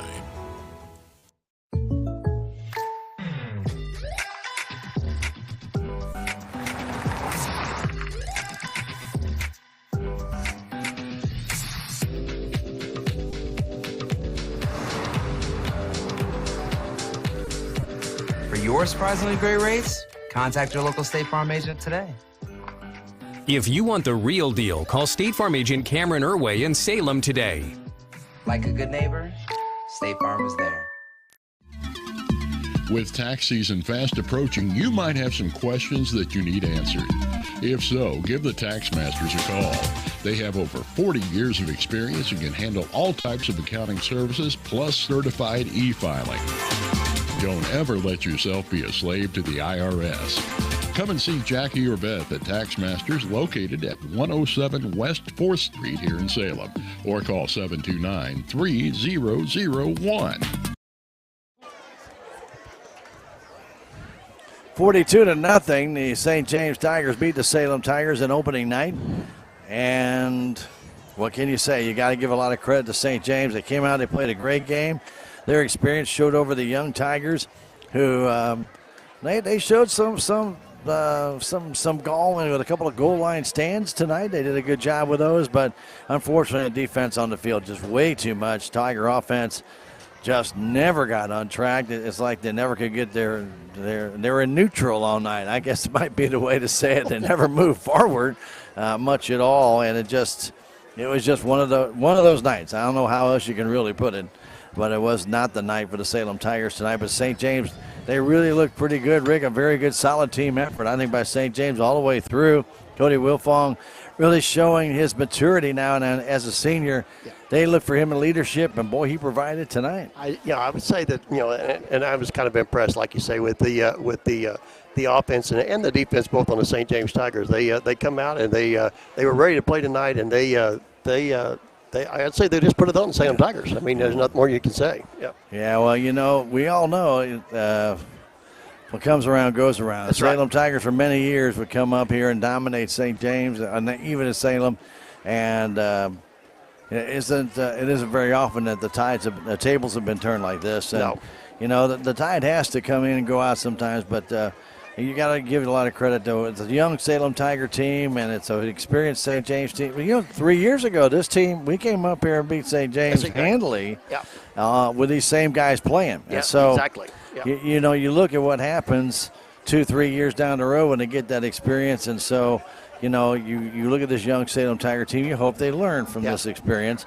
Sometimes a loss can it's not always a bad thing, but you really hate to see a 42-0 loss to start your season out. But you know, hopefully the coaches have a plan. And you just gotta work through it. You got to stick through it. And like I say, you got to stick with it, and you know, and you got to get the players to buy into everything you're trying to do, Stan. Right. Cody Wilfong, 3 touchdowns. Mr. Earls, he had a good game. Josh Earls did. He had a couple of touchdown receptions, and to really be honest with you, Harlan had a pretty good game as well. Had a lot of drop passes, but overall, I think the St. James offense really looked like they were in, I won't say high gear, but they looked pretty doggone good. Yeah, you're right there. When you see the stats, you'll see exactly what Stan's talking about. All right, so let's go ahead and talk about those stats individually, Rick, for the Salem. Let's just go to Salem Tigers first, because they really just never could get going. Yeah, you're right, Stan. And the leading carrier tonight for the Salem Tigers is going to be Caden Du Bois. He had 5 carries for 19 yards.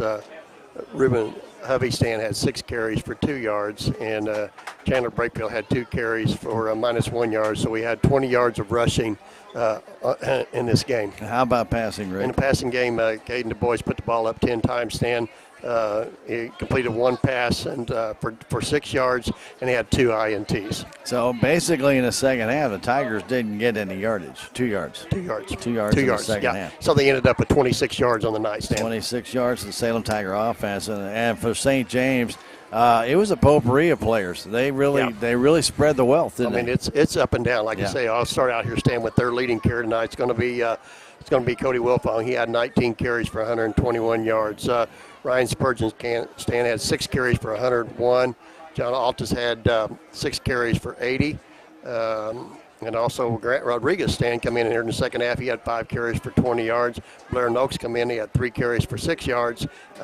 Cooper Harlan had 4 carries for -12 yards. So they ended up, Stan, with 351 yards on the ground here tonight. 350 yards of rushing, and Harlan threw the ball, and he threw it effectively. Yeah, he did. Yeah, he put the ball up 12 times, Stan. He had completed 5 of those passes for 104 yards. And then Mr. Rodriguez Grant come in, and he had 1 pass. He completed 1 pass for 34 yards. So they had a total on the passing game tonight, Stan, of 138 yards, and total offense of 489 yards. And 2 touchdowns called back. And 2 touchdowns called back.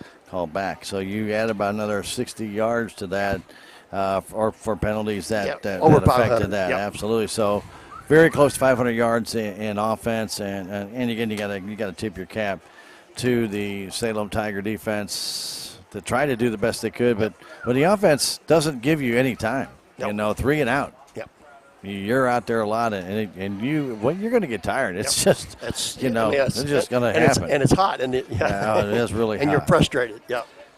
42-0 our score. We're going to come back and give you the rest of the stats and wrap things up here from St. James here in Game 1 of the 2022-23 season. Back in 2 minutes to wrap it up. This is Tiger Football on KSMO Media. Terrell Complete Auto Care is a full-service auto repair center in Salem. They offer full-service oil changes as well as $2 discounts on Tuesdays for all ladies, and Wednesday is Senior Citizen Day. Plus, Terrell Complete Auto Care can take care of all your auto and diesel repair needs. They offer free pickup and delivery in town. James and Sheena and the staff of Terrell Complete Auto Care are proud to support the Salem Tigers. This is Mike Elliott from Town & Country Insurance. As an independent agent, we shop many different companies, allowing us to find the best value for our clients. Town & Country Insurance has been serving South Central Missouri since 1963. We have offices in Salem, Rolla, Licking, and Mountain Grove, and would welcome an opportunity to show you what we can do for you. Stop by 400 West Scenic Rivers Boulevard, located inside the Town & Country Bank, or you can call our office at 729-6624. When I meet a new loan customer, I try to drop everything that I was working on prior to them coming in my office and focus directly on what their needs are at the time, whether it be a new car, their first house. I focus directly on what they are telling me and what they are needing.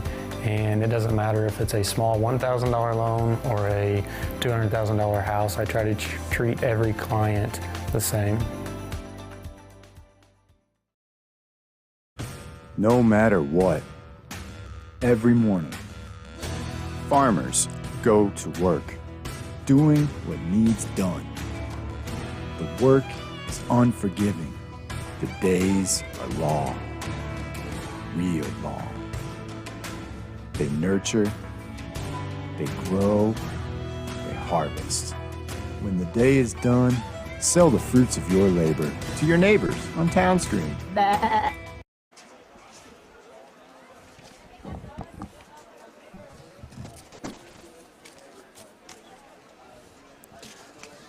Salem Tigers losing to St. James 42-0. St. James with 14 first downs in this game. They had only one turnover, but boy, did they have a lot of penalty minutes, especially in that second half. 94 total minutes, yardage and penalties. 9 penalties for 94 yards. That's a lot of penalties. And the Tigers, I'm sure, will not, St. James Tigers will not like that. That's just not good. That's a lot of penalties. For the Salem Tigers, they had 2 first downs in the game, 3 turnovers, and a penalty yardage of 38 on a total of 6 penalties called against the Salem Tigers. Scoring-wise, it went like this. It took 33 seconds for St. James to score a touchdown. Cody Wilfong, 16-yard run. Point after his block, 6-0 at the 4:52 mark of the first quarter. It was Spurgeon on a 30-yard run. Wilfong's 2-point conversion made it 14-0. In the second quarter, a minute and 48 seconds in, Early took a pass from Harlan and danced 35 yards in the end zone. A 2-point conversion failed, 20-0. And then right before halftime, Wilfong on a 5-yard run. Noakes with a 2-point conversion, 28-0 at halftime. The St. James Tigers scored at the 4:37 mark of the third quarter on Wilfong's third touchdown run. That was at 5 yards, and then the Wilfong point after made it 35-0. And at the 11:43 mark of the fourth quarter, Earl on a 38-yard pass from Harlan. He goes in. Wilfong's point after 42-0, our final score here tonight against St. James. Salem will be hosting Knobnoster. Was that the Vikings? What did you look that up? It was Knobnoster. What was that? Panthers. The Knobnoster Panthers. That'll be Friday night. Might as well tell people where they're from, Sam. Knobnoster is like Kansas City. Yeah, up in that area, you say, because I'm sure there's a lot of people that didn't know where they were talking closer about. to Independence, I guess you would say. Up on the other side of Sedalia, up in that area. Oh, yeah. It's a nice, hefty drive. Anyway, that's Knobnoster. We'll take them on Friday night, 7 o'clock. Tiger Talking, a pregame show about 6:35 right here on KSMO. Don't forget, we'll be hosting the Lady Tigers volleyball team. Will be hosting St. James on Tuesday. That game will be, first game will be a C game, a freshman game, 4:45 on Tuesday. JV to follow, varsity match to follow that against St. James Lady Tigers. Salem Lady Tigers, Tuesday, right here, Salem High School Gymnasium. Don't miss it. For everybody back to the station, for Jim there, for Ben, if Kenny's still hanging around, who knows what the heck he's doing. We got Rick right here. We've got, who's that on the roof? Is that Krista? I can hear her calling. I haven't heard from Krista. Can you hear her? Hope she's okay. There she is. She just slammed on the roof. Like, get me down out of here. Well, we appreciate everybody involved to make it possible. We thank all our sponsors for making it possible as well. It's St. James 42, Salem nothing. We got Cardinal baseball next for those on the radio side. For the rest, have a great weekend and good night from the St. James football field.